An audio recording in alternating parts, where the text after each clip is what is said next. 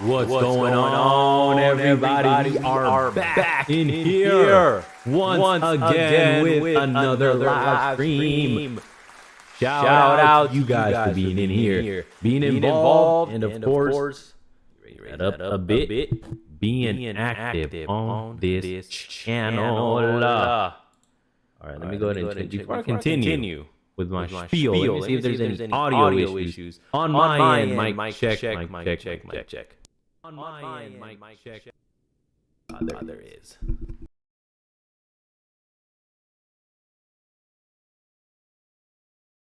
Okay. Hello. Okay. Hello. There we go. Okay. It's working now. All right. So I guess doing it through the software doesn't work, huh? Man, that sucks. Every time I open up OBS, my mic just echoes. I don't know why. The only way I found out to get it to not echo is to unplug it and plug it back in. So then I tried changing the output beforehand, before trying this, before stream. I changed the output, or the input device, being my mic. I changed it from something else back to the mic I have, thinking that was going to work. Nope. That was not the case. Gosh darn it, man. I guess unplugging it and plugging it back in is the only way. At least that I know for now. Interesting. Pretty weird though, because whenever I do that, there is some spikes. I have my monitoring stuff here again. Doing a chill review stream day also as another way to test the new settings I have. Seeing how this type of streaming affects my PC. And so far we had 0 skipped frames due to encoding lag. And frames missed, there was only 8. So whenever I unplug this and plug it back in, the cord on the mic, it just ish happens. Maybe I need to unplug it from over here, from the PC directly, instead of just right here. I can give that a shot too, which I understand since it's on, it's live, it's receiving power. I'm short circuiting it for a quick instance. So I do understand now that there's some more frames being skipped. It always happens on that. That's something I noticed a few days ago. So far so good. Fix the echoing. Dang it, man. Holy moly. All right. Shout out to the live gang, replay gang, and the lurk squad. Hope you all are having a wonderful day so far. Wonderful morning. Good morning, good evening, or good night from wherever you are tuning in. We'll just be chilling today, reviewing the January 5th and 7th Titan Talk episodes.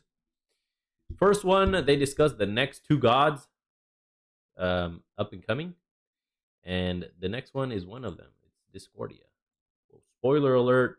You didn't know she's coming next. She's coming next. I don't know who the other character is. I don't know who the other god is. So maybe this one might be shorter than the other one. I'm not sure what else they're going to talk about. I just really want to know who the other characters are. Maybe they'll say something interesting or informative. This is the one I really want to watch, though. The Discordia gameplay, stats, and skills. Hell yeah. All right, so let's go ahead and jump in studio alongside the Titan Talk or Titan Forge team. Here we go. Let's get started. Just jump in. Ooh, okay. Still monitoring. Okay. You know, now that I fixed the echoing issue, now I'm seeing some skipped frame stuff happening a lot more. Yeah, that sucks. I thought I was gonna have a 0 skip day. I guess not. Nope. We can't have everything, can we? At least not yet. All right, let's get started, man. Queen Studio with Kilgoon. Welcome back, Pon and Manny. Manny the Mannequin. Shout out to you, brothers. Hopefully you all had a wonderful holiday break with your loved ones and family. Alongside the rest of us, you know? So. Hopefully we're not really loud. Can you hear us, chat? We are troubleshooting live as we come back from a multi-week break. They're doing it live. Oh, issues already occurring? Dang it, man. Hey, man. It comes with the territory. I understand you. I understand your plight. Put a knob up at the last moment before we went live. We're fine. Cool. They can hear us. We can't hear ourselves in our headphones. So audio issues? Decorative headphones today? I guess so. They're decorative headphones. Yeah. But we're back. Mic. 2 weeks. It's both. Since you looked at me.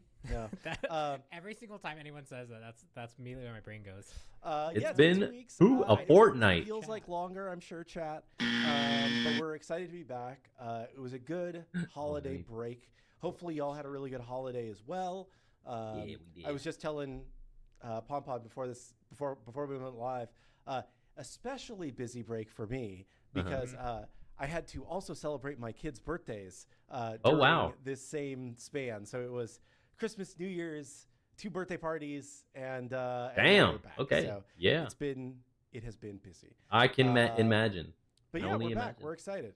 I'm trying to remember where Twitch chat is. It's one of the main tabs. Yeah.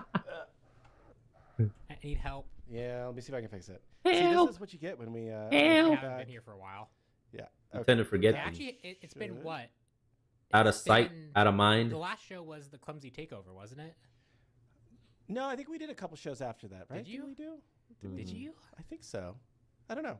It's been a long time. It's been a long time. This is a cool cloth varsity jacket. Seem to be updating. Let me get you a different jacket. tablet. Yeah, I want to see chat. If I don't have the headphones. I don't want also. Yeah, it was just like we're sitting here in silence. You probably need to change your output device internally on OBS. More than likely, that's what I'm thinking. Sorry, chat. We're off to a great start today. This is a classic Kilgoon show, especially after a long break. Okay, this is working. It's slightly grayed out, but it is the current live chat. Going a little bit faster. Okay. 1.5. For real. Yeah, I can see people now. Great. Yay, we're excited. Okay, so what do we have going on this week? We have a lot of stuff to talk about for Wednesday show and Friday show. Yeah, so let's get back into the swing of it, because it's been a while. Word. On Wednesday, we will have our normal patch show going over the next god, other features that are in this update, that sort of thing. Okay. On Friday, we will have our full balance review for this patch. And decent amount of balance, I think, is going to end up in this patch. Yeah, it's largely just tackling a lot of things that, like, over the extended period where we didn't really have a patch, that if we kind of caught up, like, same with Lash, for example, it has a pretty substantial nerf in it. There's, like, an example of the type of change. Nothing like fundamentally game shifting, but there will be a pretty significant amount of balance. And then the patch will be live next Tuesday. So basically a week and a day from today, you will be playing on the new update. Yep. Damn, let's go, baby. Actually confirmed that the god in that update will be Discordia. No one. Discordia, baby. Yeah. Yeah, we about to sow seeds of discourse amongst the enemy ranks. Who knows? Maybe even amongst our own ranks. You love to wreak havoc and love to watch the world burn. You might love playing her. Saw that coming. No one saw it coming. No, we definitely didn't leak anything about that. Yeah, that's been a well-kept secret. Okay. Discordia is one of the most played mages in Smite 1. Kind of always has been since her release. Yep. Her kit is super simple, super straightforward, easy to understand, easy to get your toe in the water or your foot in the door. Introductory character for the game. And she does a lot of damage and has a lot of pen. Although now that pen got shifted, I think is the right word. She's probably going to be doing way more DPS. Oh my gosh. She's a very bursty mage character. Very. The 2 and the 1 combo. And the 1 ricocheting giant apple of discourse. Pretty cool. Interesting kit. Really like it. She has great skins as well. So I welcome her. Let's go. Very, very popular character and fun to play as well, from my perspective. Yeah.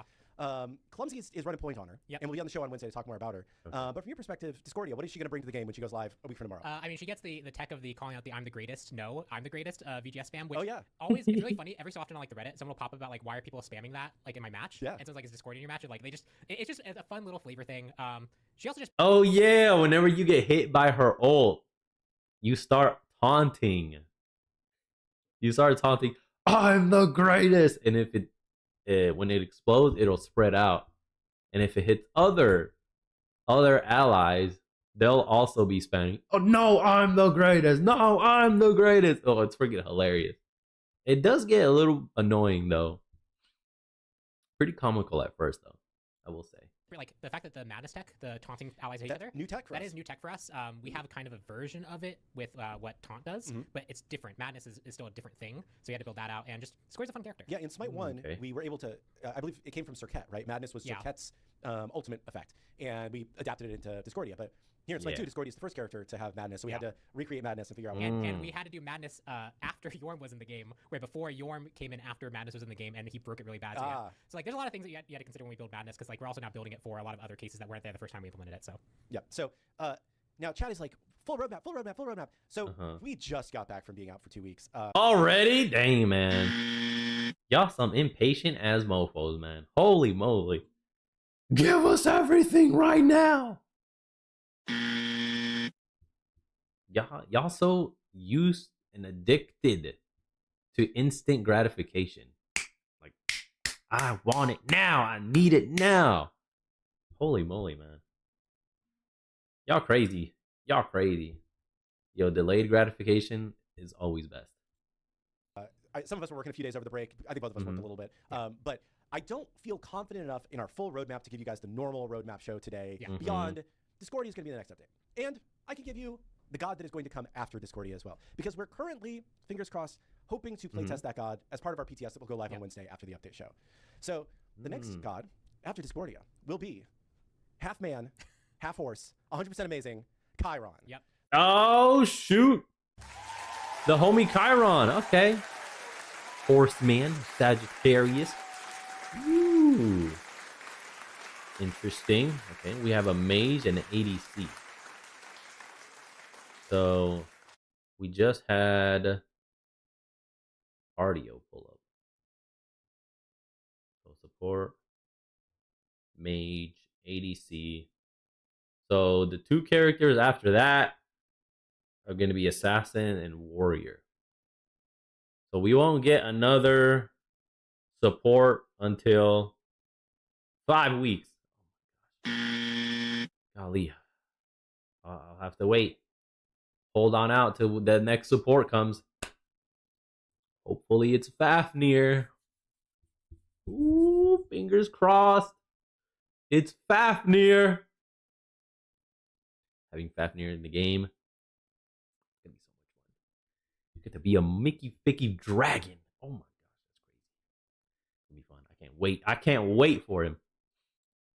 So, Chiron will be coming a unique type of carry, I would say. Yeah, a lot more supporty and a lot more ability based. Yes. Yes. Which I tend to skew towards, as I'm better with ability based characters than auto attack characters. As we all know, I am mechanically challenged at times. And as an ADC, you cannot be super mechanically challenged.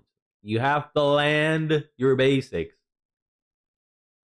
in high pressure, in low pressure, in high intensity, in low intensity at all times. I'd like to say at least, we'll go with Pareto principle, at least 80% of the time you have to be landing your autos, all right? You got to hit 8 out of 10. Some will say 9 or 10 out of 10. I'm just going to keep it at a Pareto principle. You know, it's a good number to have, a good base number. I'm not there. Nope. I miss way more than I land. So, ability-based characters, come over here. I'll chill with you. I'll try an auto attack here and there. if necessary or when necessary. Just don't expect me to fucking carry and hit all my basics, because nope, it's not gonna happen. I'm not at that level just yet. I play mostly ability based characters because they're fun, and I land my abilities more frequently than I land my auto attack. So if you're like me, you're gonna enjoy Chiron. Good morning, brother. We are live indeed, back in studio alongside Kilgoon Pon and Manny the Mannequin. Kind of like auto trick shot, homing shots. Yes. The not quite global, but kind of global ultimate leads to a lot of like ranged comps that you can work him into. He has a super long ult range. I like it. And if you murk someone when you were gonna get murked, you actually live. Interesting mechanic he has. I like his kit too. You can also potentially, like, he was a mid lane character at some points in Smite. Yeah, because he just had decent clear and a lot of ability pokes. So you could actually contest a lot of the camps. So you could play mid lane with him. He was one of the characters that occasionally popped up there. So those are the next two gods that are coming. I don't want to say anything beyond that right now. Hello. We just got back from the break. I'm going to do more of a here's a roadmap kind of show. Probably 2 weeks from today would be my guess if everything goes well and we're a little bit more locked in on what we want to do. That could slip again. Oh, hey, fam. And I think the one of the things we've been talking about since we got back is that Sup, bro? a couple weeks away from the grind of the day-to-day of working on the game has led a lot of... Okay, what's up, everybody? Looks like we are live once again. We live. We live. Yeah. We live. Okay. About the state of the game, the things that we should be focusing on or could be focusing on to make the game just better, right? Yeah, I pinged you over the break a few times with like, hey, here's a random one-off idea, here's a random one-off idea. And then when we came in today, we have our bounce stock. I made a new tab called Pon's Patch of Terror, which is just a brain dump of like a pretty substantial, like, pretty altering patch of just like, not saying any of these are actually going to go in, but like pretty weird ideas. And I tried to flesh them out as if they were actually going to go in so I could think through some of the problems. And then we actually talked about that this morning and kind of worked through some of the things like things have stabilized over time here. To actually reflect and to take a break and to not monitoring just, like, some the next stats over here. You can sit there and actually kind of think through like more big picture stuff that it's hard to look at when you're just so focused on what you need to do next. Yeah, it's the joy and the struggle of live service, right? Is there's always something that's about to come out. Yeah. And a lot of your focus always has to be on how do we make the next thing that comes out as amazing as it can possibly be. Yeah. But you also are trying to think more about the big picture, what comes next. But it's hard to carve out enough time to do that when you're just like, but what's the next thing? What's the next thing, right? So I think it's been a good break for us. I know I feel a little bit rejuvenated. Gotta go. Sorry to say, I will not be here next week. I had a long scheduled vacation that I did not think about how it would interact with other vacation that we had. So I'll be gone next week. But Clumsy has said that he is going to run his own show on next Monday. So a week from today, you have a crazy Clumsy show to look forward to. You're just going to download a whole bunch of racing games and go through them about like how some mechanics be brought over into... Is it just going to be a slideshow on Smite Cart? Is that what it's going to be? I'm not sure. Yeah, sorry, I had just a family vacation planned for next week that I will be taking. So interesting. Sorry, but I'll be here all week this week. And, all right, that's cool, man. No worries, man. A bunch of good meetings. You're human. I don't hold you against it. Nope. Hold it against you. That's what I'm trying to say. You do you, man. At this point, I think there's an operation that can run with one person missing. We'll see.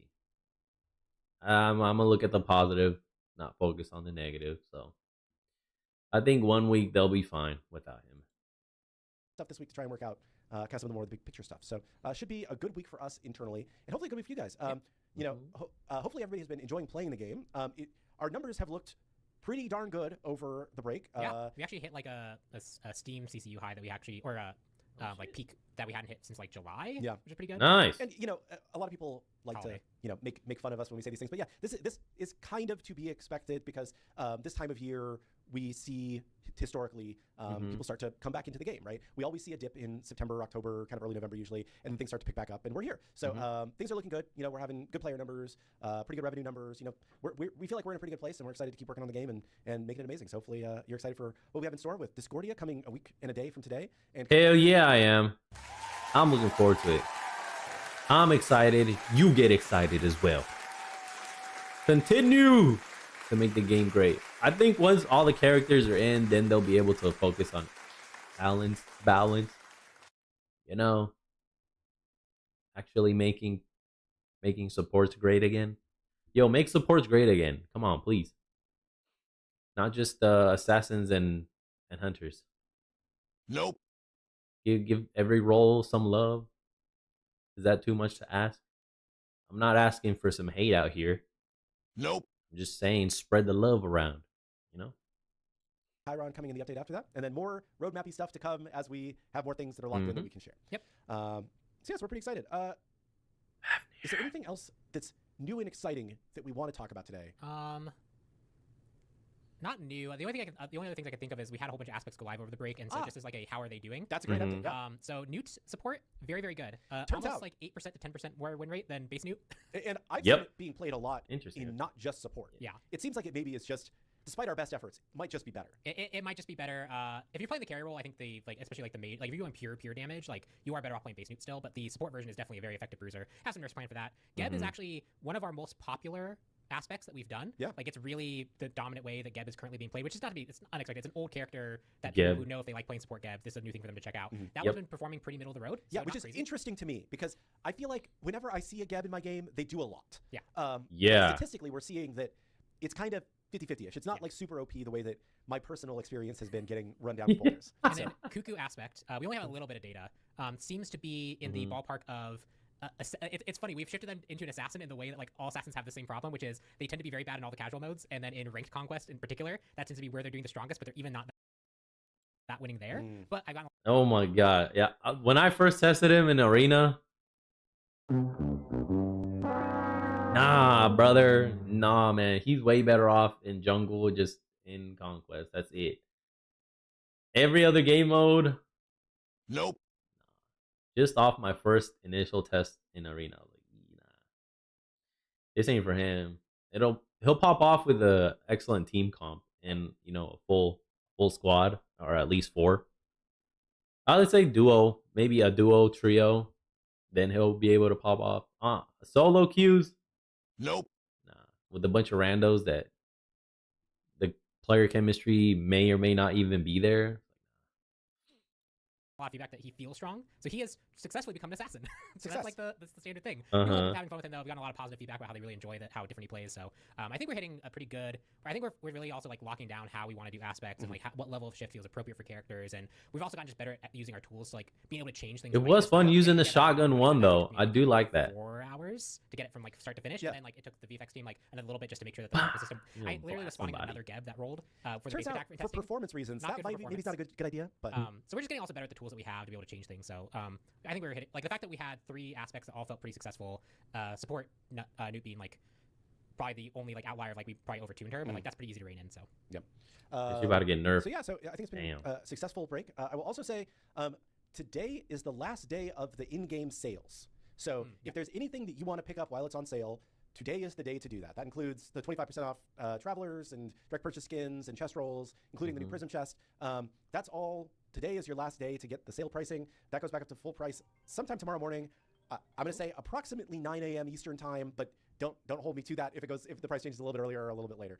So if you don't want to miss the sales, today is your day to take advantage of the sales. Final day. And then, maybe things will go on sale again at some point in the future, but probably not for a while, because this quarter is kind of weird because we've got kind of the Black Friday sales, and then like a month later you've got kind of the Christmas sales period. Right. And there's not really too many big sales moments in Q1. So there may be some sales that pop up, but I would say I'm actually trying to think because I've definitely been around enough to try. Like 4th of July probably has one. I'm trying to think of one earlier than that. Yeah. So like historically like we used to do one one like spring sale, like March-ish. Yeah. But I don't know exactly. We don't have planned out what our next in-game sale is going to be. I can tell you we just haven't. It's not on the calendar yet. So it's probably going to be at least a month before we have another in-game sale. Might be longer. Might be I don't know. But if you want to take advantage of the sale for now, understandable. Yeah.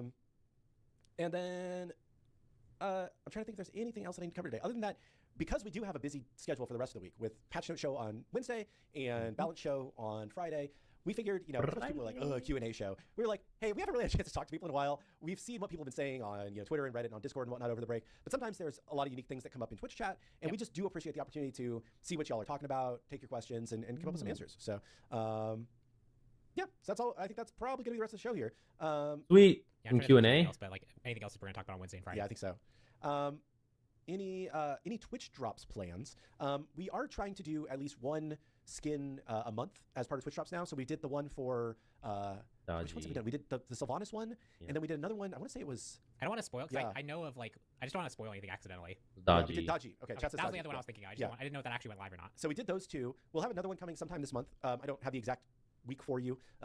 Hinduman is in charge of the drops, but there will be another Twitch drop exclusive recolor skin coming as a drops reward this month. I can say confidently. I will also say my favorite thing about the recolor, just as a side, is that the recolors are not just cool for the recolors, but also like in Smite 1 it was always really painful to change the color of the VFX. That's a lot easier now with the carp system. Yeah, so we built our own system to be able to more easily change the color of effects to reflect the different prisms that we call the carp system, which I believe stands for Color Atlas Row Parameter. Yeah, there's a crazy texture that gets referenced, and it's actually really fun to go look at how that works under the hood.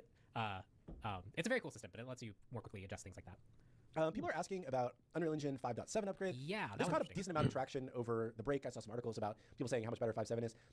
I will say the only actual numerical comparisons that we have seen are from 5.7 to 5.4, I believe. Yeah. And we saw a tremendous improvement between 5.4 and 5.5, which is what we're on now. So we're curious how much of an improvement it is from 5.5 to 5.7, and if that would justify the work to upgrade. And a lot of the articles were referencing the same singular video source. Yes, which was 5.4 to 5.7, and we're on 5.5. Yeah, so it's one of those things where it's it might be a performance improvement, but you also we might not be using a lot of the features that Unreal Engine, for example, we don't use nanite. If it's nanite and lumen improvements, that doesn't matter to us. Yeah, really. and even if it's those are improvements not directly to that system, but how the graphics processor actually handles that stuff, it's not going to affect us as much. It seemed to be CPU heavy, which seems like it could help us. And the one downside is if you want to just test it, let's say we just did an upgrade, you almost certainly have to fix a whole bunch of stuff when you do that upgrade. And so even just getting to the point where we could test if it was an improvement for Smite 2 is doing most of the work to upgrade it anyway. Yep. So it's one of those things are we going to focus on that versus anything else that we could be focusing on? Because an engine upgrade is not an easy task. I remember it was someone's sole job for 2 months to go from 5.0 to 5.3. Yeah.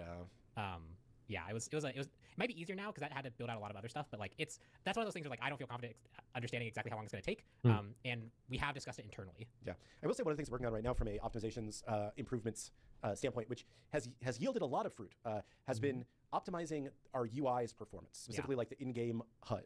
And there's a lot of things that we found. Shout out to Jordan and Charlie, that has led to a pretty measurable improvement of how much of the processing time is spent updating the UI every tick. Yeah. So hopefully that will lead to some improvements in this next update that you all get to play, and then some further updates because I know they're talking about more stuff now. So we definitely focused on performance. Yeah, and we feel the best next improvement is upgrading an engine. Then we can discuss that. Yeah, and once again, this there's a benchmark that says it significantly improves on 5.5.6 with major performance gains. Again, for us, we need to understand, is that related specifically to lumen and nanite, or is it related to just as a whole? Yeah, right? Smite as a game is a very unique whatever that means of the things that Unreal Engine does. An I don't know. world experience is very different than a MOBA where you have a whole bunch of minions running down a lane and a whole bunch of intense 5v5. Everyone throws abilities all at once versus one hero after over my head. So there's probably programmer stuff. It is not lingo. It's a non-trivial thing to upgrade an engine that we just have to be careful with where we put our resources. Yep. How are we feeling about? I looked at this question because of the second part, but I will ask the first part as well. Anti-heal and CC buffering at this point. So personal feels. I'll start with CC buffering because again these are personal feels. I think it's one of those things where you turn it on or off.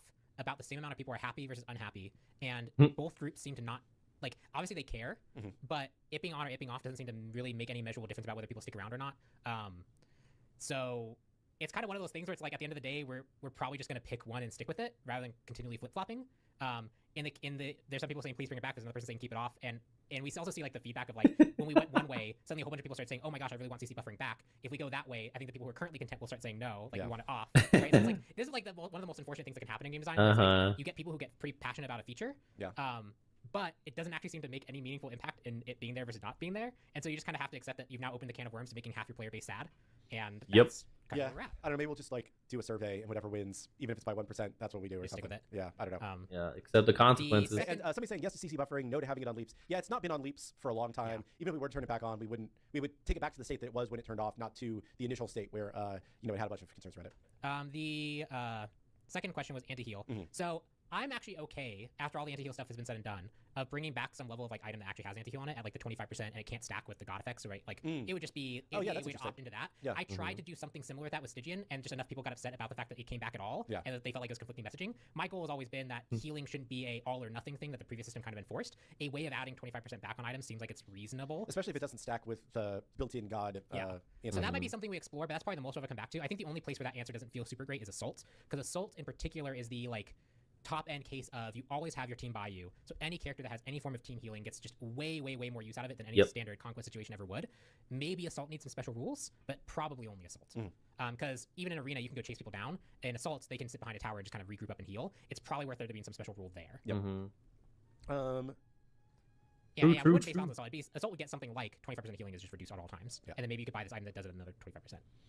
Kill the solo lifesteal build. I think that there are maybe a few lifesteal items that, as you mentioned already, that are just a little strong at the moment that we'll be taking a look at. Sanguine Sash. Yeah, Sanguine Lash is losing strength. It's only going to hit gods now, so it's not going to hit the wave. And the things that build into it are actually getting weaker. And then there's a few other items that surround it that are also getting a bit weaker. And then there's a few solo laners who are underperforming who are getting buffed that weren't necessarily using Sanguine Lash that well. When will the update come? It'll be a week from tomorrow, so I believe it's the 13th or 14th. 13th, I want to say. Is that right?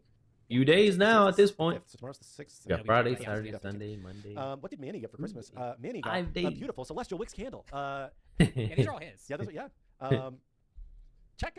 Some people on Twitter got really mad that I retweeted and amplified the Celestial Wix candles. Really? Yeah, they were like, "Why are you making candles instead of fixing matchmaking?" And I'm like, why?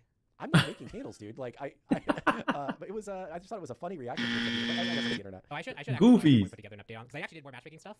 Although the current thing that I'm enjoying is there's a few people linking threads at like ranked matches, being like, "Wow, great new matchmaking," and I'm like, I haven't touched ranked. Yeah, we have not touched ranked yet. I only fixed a bug, and if you liked the bugged version was closer to random matches than not. Yeah. So maybe that is better. I don't know. Yeah, we do statistically, and by every method that we can look at it, though, matchmaking has gotten pretty significantly better for all the modes other than Conquest, because those are the modes that we've made changes on. Right? Even Conquest is actually a lot better now. Oh, sorry, I meant to say just ranked. Sorry, everything other than ranked. So, I even added a few more metrics or a few other edge cases that like I could see where they weren't quite as better, but like as many metrics as I can think of, we're in a better world. I think the only place where we're technically worse is at the very low population times of some regions.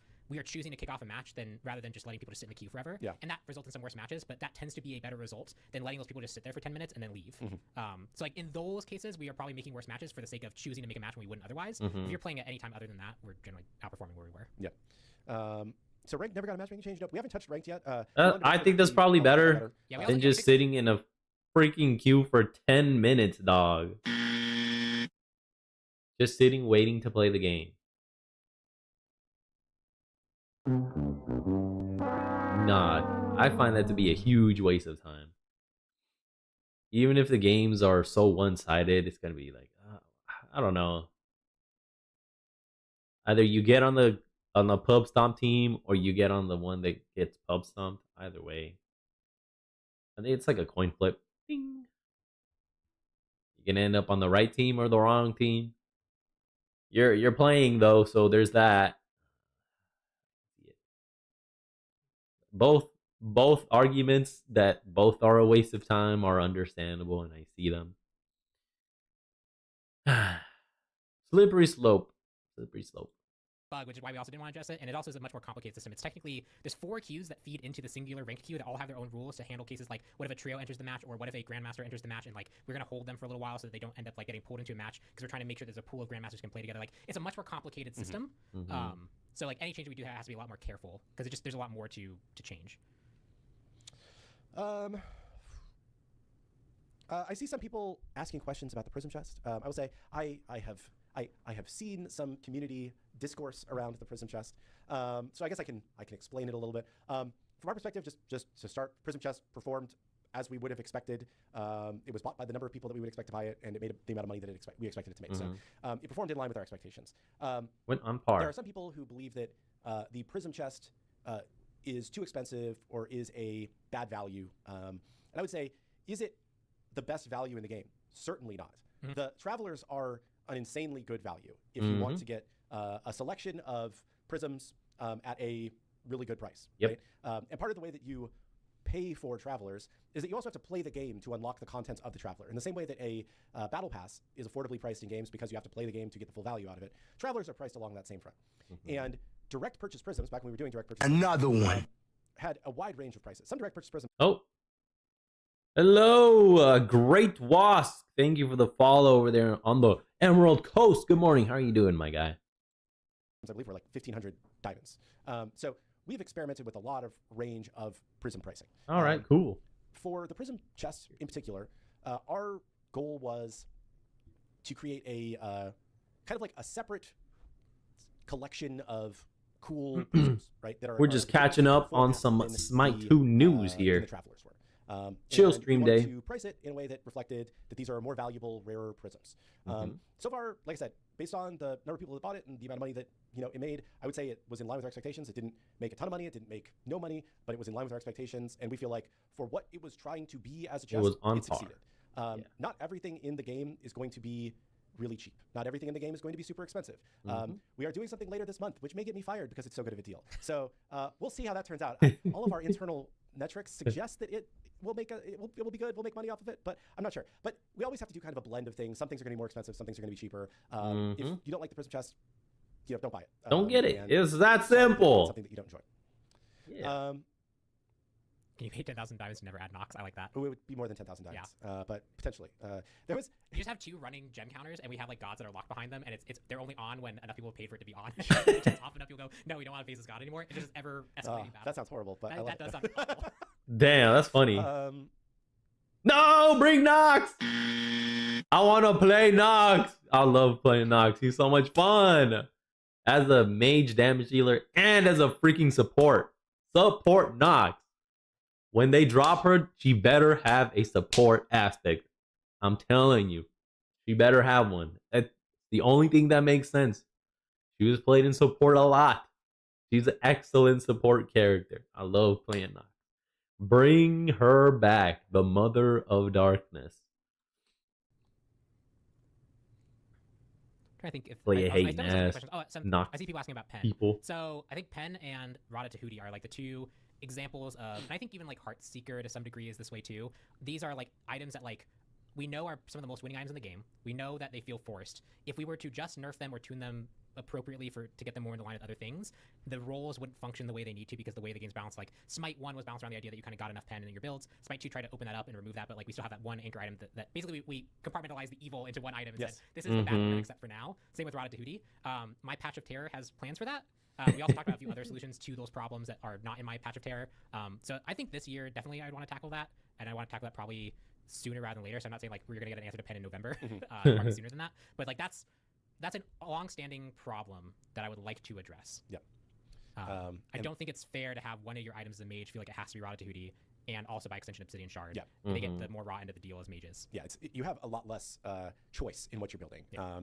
And the fun of the MOBA system is that you get to build items for your specific playstyle and for your specific matchup that you're going into and what you think is good in the situation. And when it's just, I have to always buy these 2 items, it doesn't feel as good, for sure.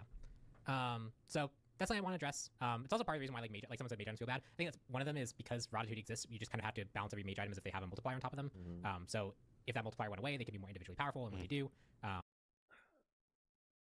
kind of want more items to have slight pen. Like Spear of Desolation needs to come back. What's the other one? Oh, Spear of the Magus. That's the one. Spear of the Magus needs to come back. Spear of Desolation needs to have pen. What's it called? The Divine Ruin needs to have pen again. Like more options for pen. And if you really want the really great pen, boom, there's Obsidian. Same for the other physical or now strength items. That's just me though. So it's like maybe I'm crazy. Yeah, that makes sense. I have seen some discourse around junglers being very strong at certain elo ranges at least. Yeah, so try every time.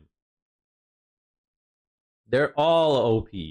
ADCs too, man. Jungle and ADCs are the 2 #1 roles in which you can just 1v9 and carry yourself up to high elo. You can't do that in any other role. Nope. Not solo queue. Nope. It's just those 2. Spread the love, man. Spread the love. That's what I'm saying. So we do have in our balance patch, we do have a plan for that. One is just nerf Daji. Daji is the most banned god, seems to just be doing really, really well. It actually isn't the aspect. It's the base version. Base now, okay. So a lot of targeted adjustments towards the base version. And then a separate nerf overall to the Bumba's items, mainly a little bit less strength on the adaptive stat and a little bit less clear speed on like the thing that affects the jungle camps more. We think that with the removal of the side camps and how the farm has changed on the map, junglers are probably just getting too much experience overall, and they're also too effective when they gank. We probably will want to do a more permanent answer to that with like... Yep. As soon as you show up, it's over. Boom. They show up in duel, bam. Whoever wins the gank, or whichever jungler gets there first and gets the kills and wins, it's normally the team that's going to end up winning. Unless they just manage to drop the ball drastically and throw the game.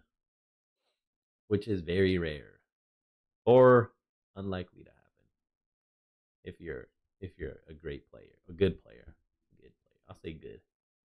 You don't really have to be great. It's just one gank, boom, you're set. And then comes the other one, bam, and then the other one, bam, and then the game's over. More map adjustments and some more things there. Junglers, but changing the bump design because it's a really direct control over that in a way that like we just got back, so we don't have time to look at anything else. That will help take the edge off the early jungle snowball. That does seem to be the case, is that the jungle seem to snowball. I see a few people talking about soul gems stacking on minions again. Yeah, we changed a lot of the rules because we made it so that you could get it by buffing people, but then it now would buff off minions, so you just get a full stack off like a minion wave, and so we changed rules. I would just need to go actually look and double check what Smite 1 parity was, because I feel like Smite 1 was just stable, and that making the rules match there just seems like the best answer overall. Soul Gem is a very unique item in what it does, and so just it feels like Smite 1 does have like the solution there. Chiron boring. Sorry you don't like him. Chiron's neat. I think he's one of the more unique hunters. Yeah. He's not my personal favorite, but I like that he has a unique playstyle that he brings to the game. Yeah, like having more of the like real ability hunters is definitely interesting, and like fleshing out that specific role is really nice. He's got a heal on his 1 or his abilities. Cleanse on his 1, 2 a heat-seeking missile, the 3 dash that's a knockback, and then the long range ult that does a lot of damage. Quite interesting. No other hunter has a CC cleansing ability in their kit. You see, 4 allies, maybe more specific, 4 allies. And or himself. Let me see. Trying to think. Anyone else may have it? Now Nut, but that's support Nut. You have to have the aspect on. We're talking about base kit here. And she's now more of a mage than ADC, depending on how you build her. So there's that. No. I can't think of anyone else. The next few Not right now. So Discordia will be coming in the next update, and then Chiron will be coming after that. We didn't announce beyond that because we just got back from vacation, and there's enough still in flux about how things are going that I didn't want to go too much further than that. Ranked reset. I believe the ranked reset is going to be. We are talking about some sort of a ranked reset thing in the next, not in this update a week from Tuesday, but the next one after that, I believe. Yeah, the current goal is it would be a bit more intense than we have before. We're still trying to figure out exactly what we want to do there. There's some talks about being like a more true reset versus a partial one. Have I told you my pitch for this? What's your pitch for this? My pitch is that your SR goes back to 0, but we don't change your Mew, but we reset your Sigma. So you actually have behind the scenes the same MMR that you had. Right. But you're starting your SR climb from 0, and if you win or lose a lot, your MMR is going to change a lot. Yes. That's my pitch. I don't know if that's a good or bad pitch, but that's my pitch. It does mean that you potentially swing really, really hard up, right? Because then the downside of that is you're now being paired. Yes. That is a bad idea. The profiler is still going to throw matches at the matchmaker based off the actual SR value, and if everyone's together, you could just probably queue at times that are not super popular, and you can just get easier matches, and because your Sigma's really high, you can just spike. Okay. That's probably the downside. Well, bad ideas from Alex. This is the normal.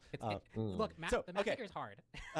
And ranked is even weirder. It is. So Mew is basically like your skill level, your behind the scenes skill level, and Sigma is like how confident it is in that being your skill level. Yeah. So if you have a high Sigma, it's unconfident about where you are. So when you win or lose, it moves your Mew, which is your MMR, a lot, right? Because essentially what it's trying to do is it'd rather overshoot you one direction that is probably the correct direction, and then adjust from there, rather than trying to eke your way up or eke your way down. Because if you're a Grandmaster player, we need to get you there quick.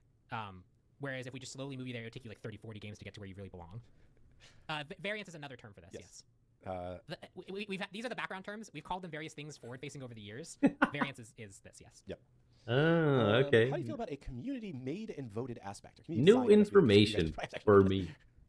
It probably has the same problems that like a lot of other community design things have, which is we have a good idea of what we are capable of as a studio doing and what we have the bandwidth for, and some things that sound like they'd be really easy can be really, really hard, and vice versa. So like, someone be like, well, you made Geb throw fighter jets, and that only happened because he has a rollout form that we were able to steal from. And I don't think it's necessarily obvious to everyone how like that would translate in a way that's easier to do. So a lot of, like that's kind of the thing about the community code stuff is it's just like we might end up signing ourselves up for something that's very, very, very difficult in a way that like we can't execute on well. And then also who's managing that? Who's like in the same way that like we like as designers, one of our things is we actually get feedback from a whole bunch of people and we consolidate it into a single vision. Who is consolidating that on the community side into the single vision? How do we feel about a preview video for each ability and ult for gods in the god screen for new players that are coming in? So this is something that we have talked about in the past. The negatives of this is that it just adds a ton of constant maintenance update work for whenever we change anything, we have to record a new video, we need to replace it. And they're on old maps with old art things happening, and yeah. So it's one of those things where it's like maybe once the game is more stable, it's something that we consider. But right now, when we're still like changing things, as quickly as they need to be changed, probably a little bit too early for something that requires so much like behind the scenes effort to make. What do we have? We have 70 gods now or something. So 70 gods, showing off 5 abilities each on average is plus aspects. So let's say it's 10 abilities each then. Or let's round down because it's not fair. So 7 times 7, so 490 videos. Yeah. It's a lot of little videos. And if you make every video in 5 minutes, that means you can get 12 done an hour. 49 divided by 12 is like 48. So that's what? A 40-hour commitment, assuming nothing goes wrong and you perfectly execute each one. It actually takes that long, which then you have to implement them all in the engine. Yeah. You have to do whatever encoding you need to do to actually snip it up to make sure that it actually goes into the game. You have to get someone in UI to make you can see how this like adds up in cost and time. Yep. And it is at the most charitable, someone spending a full work week doing this versus anything else they could be doing. I think into a system that is now going to be tech debt.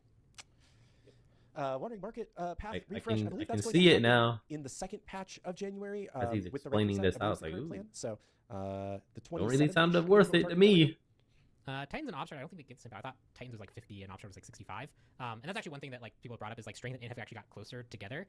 Int has a multiplier, which is part of the reason why. It's one thing that I'd like to address at some point, but I don't think they are the same. I thought Obshard was 65. Is this the most viewed Titan Talk in a while? I'm not sure. I don't know how many people are watching right now. I can't see I don't have that number. from this We could screen. be alone, and this could just be bots. It could just be bots. I mean, it makes sense. I think that people are excited about the state of the game right now. They're excited for an update because it's been a while since we've had an update, and we're excited. Yeah, about 800 people watching live. That's great. Mod support for Smite 2. What was that? Steam Workshop page for Smite 2 for funny mods. Mod support's very tricky. It is tricky, yeah, especially because we are also a cross-platform game, right? So there's further things to think about on that front. Yeah, the modes to be able to use the mods in are would be really limited because if you made them just local only, you're playing them in like custom matches and spots, pretty much. And if you want to make them supportable for multiplayer, that is a crazy arc of work that I still don't actually understand how some studios do reasonably. Yeah. Outside of they just built their whole from the day one, that's kind of been their core concept. Yeah. It's something you can just kind of add. A whole can of worms. Esports today, but I will let you know what it's sounding like to me.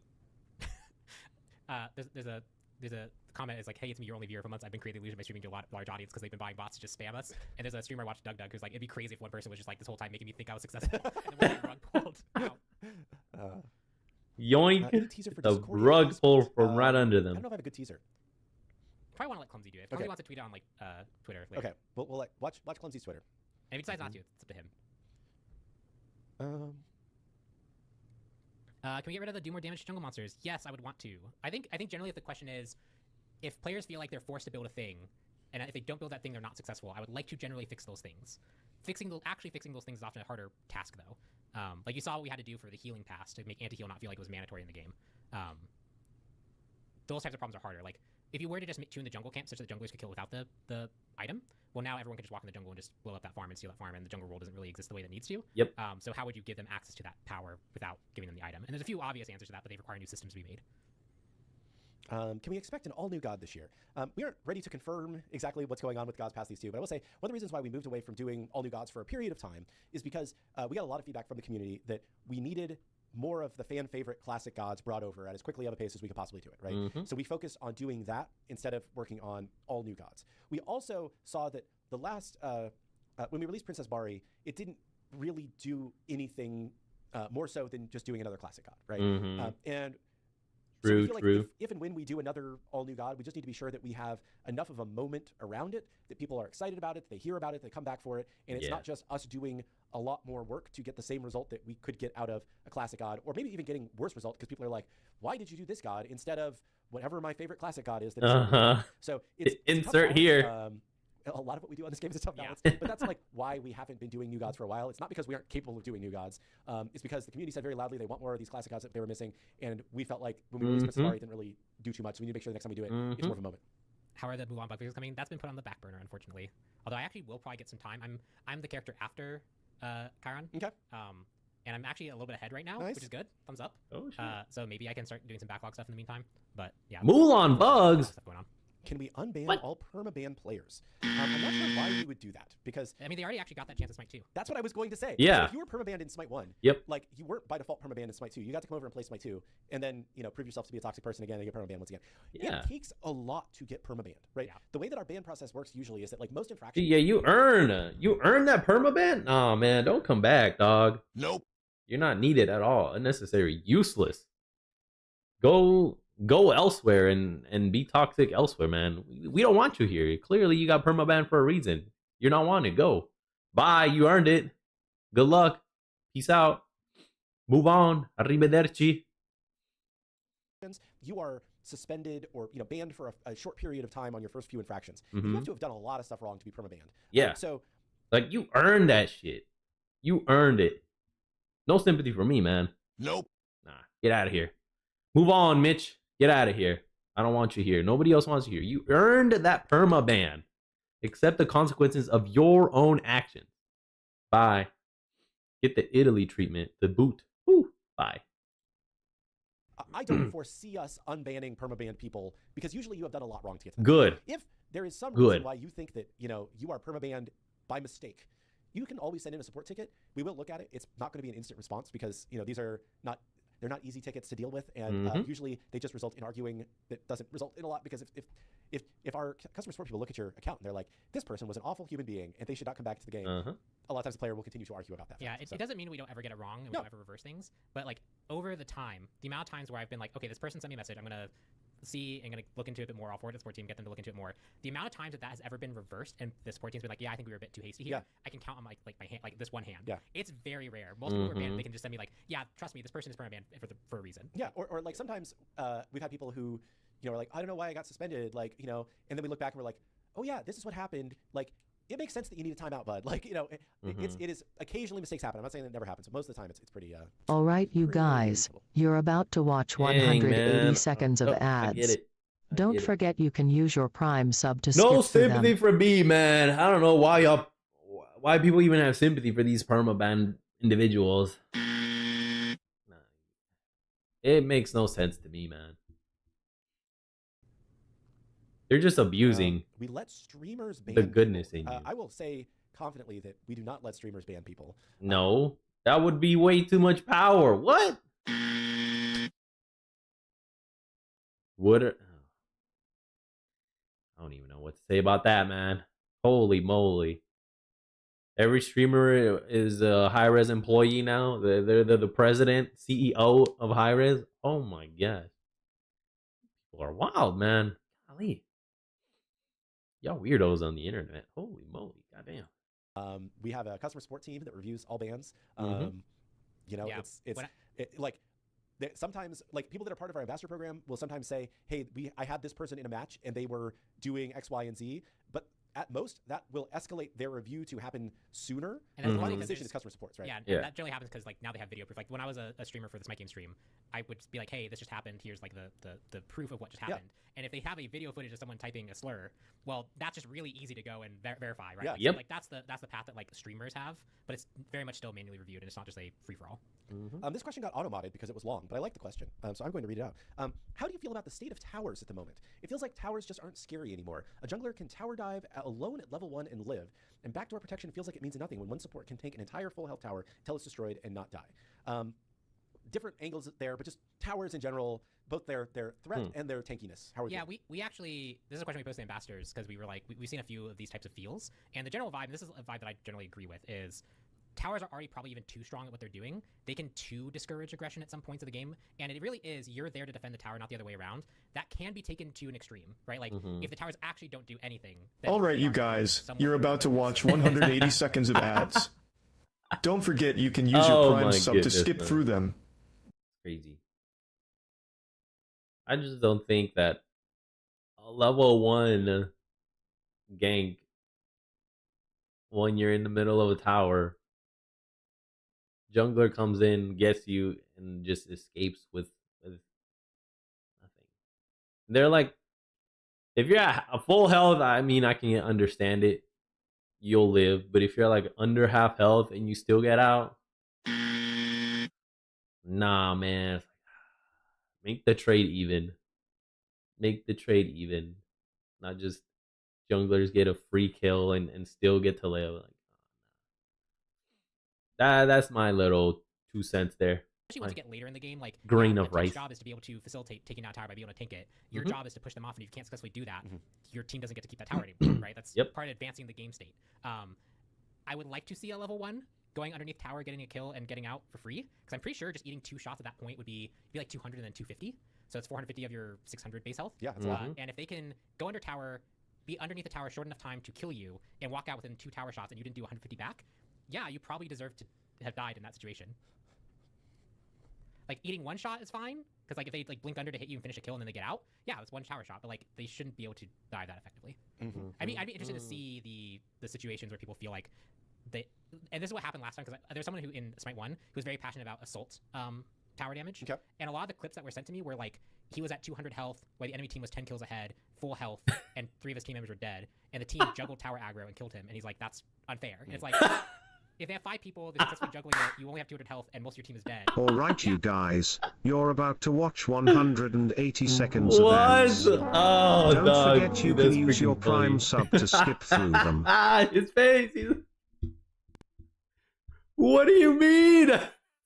No. They have all the advantage in the world to be able to do that and get away with it. Why do you think that's not fair, brother?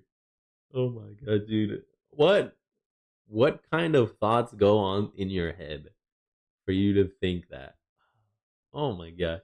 Look at Kyoku's face. Ninja. Are you serious? Are you trolling me? There's no way you're being serious, man. Nope. Come on. Both of these expressions are freaking accurate. Like, are you serious, dog? He's like, oh, they're freaking funny, man. Great. This tells the whole story right here. Their expressions. Like, you did not just say that with serious conviction. He's like, he's baffled. He's like,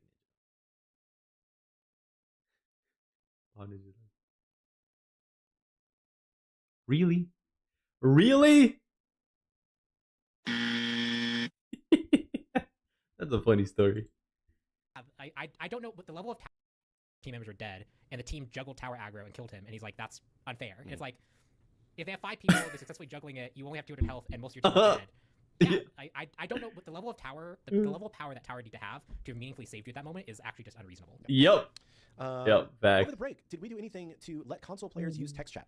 Unfortunately, we were not the only ones on break. Sony and Microsoft both take longer breaks than we do and are completely shut down during that period and will not allow us to submit things for review during that time period. So we were not able to submit the game for the full review that it would need to enable text chat. It's one of the things that we still really do want to do, and I know I would be really tired of hearing this if I was a console player, but it really does mean that we have to go probably a month without updating the game to get this approved by the consoles, and we still feel like we need to be updating the game at a fast pace when, as long as we're able to do that, and that's more important to the game right now than getting text chat certified. Is text chat going to get certified at some point and come to console? Almost certainly yes, right? It is on a roadmap to do, but it's just, when do we find the time to take a full month with no updates while Sony and Microsoft are open for certifications? Yep. Yeah, I saw that question pop up actually a lot. People asking, like, why aren't we taking the time during this big downtime? It's like, well, part of the reason the big downtime exists is because the people who would do that certification are also just gone. Yeah, everybody's on downtime, dog. What do you mean? Not just us. Chat knows that I am a sucker for sports news and sports leading questions. And the Atlanta Falcons fired their head coach and their general manager last night. And I have not had a single person trying to bait me into responding to a question by bringing that up. And normally chat's on top of this. So I think you guys have forgotten the meta. I need more sports themed questions here, but no, I'm just kidding. Why did they leave? So the general manager had been the general manager for 5 seasons.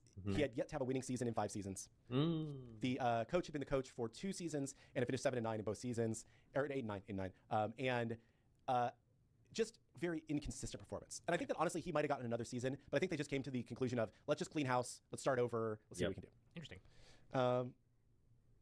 When will the Jets be going? Oh, I got bad news for you, buddy. Never. The Jets are just gonna jet it. To the bot list for co-op versus AI custom matches.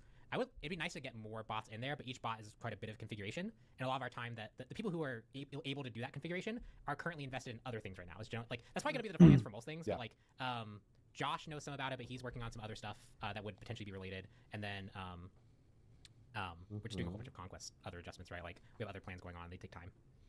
Will there be more ways to spend Wandering Market coins? So right now you do have on the Wandering Market path page, there's a chest that you can roll every day, which can contain pretty much anything in the game. There are like kind of once a week chests that you can roll that include then the monthly skin one and classic skins and all sorts of stuff. And then we have the travelers and the collections that we have. Currently we feel like that's a good spread of stuff. We don't currently have plans to add anything else. At some point we always could, but we feel like with all of those things, there's a lot of stuff to spend your coins on right now.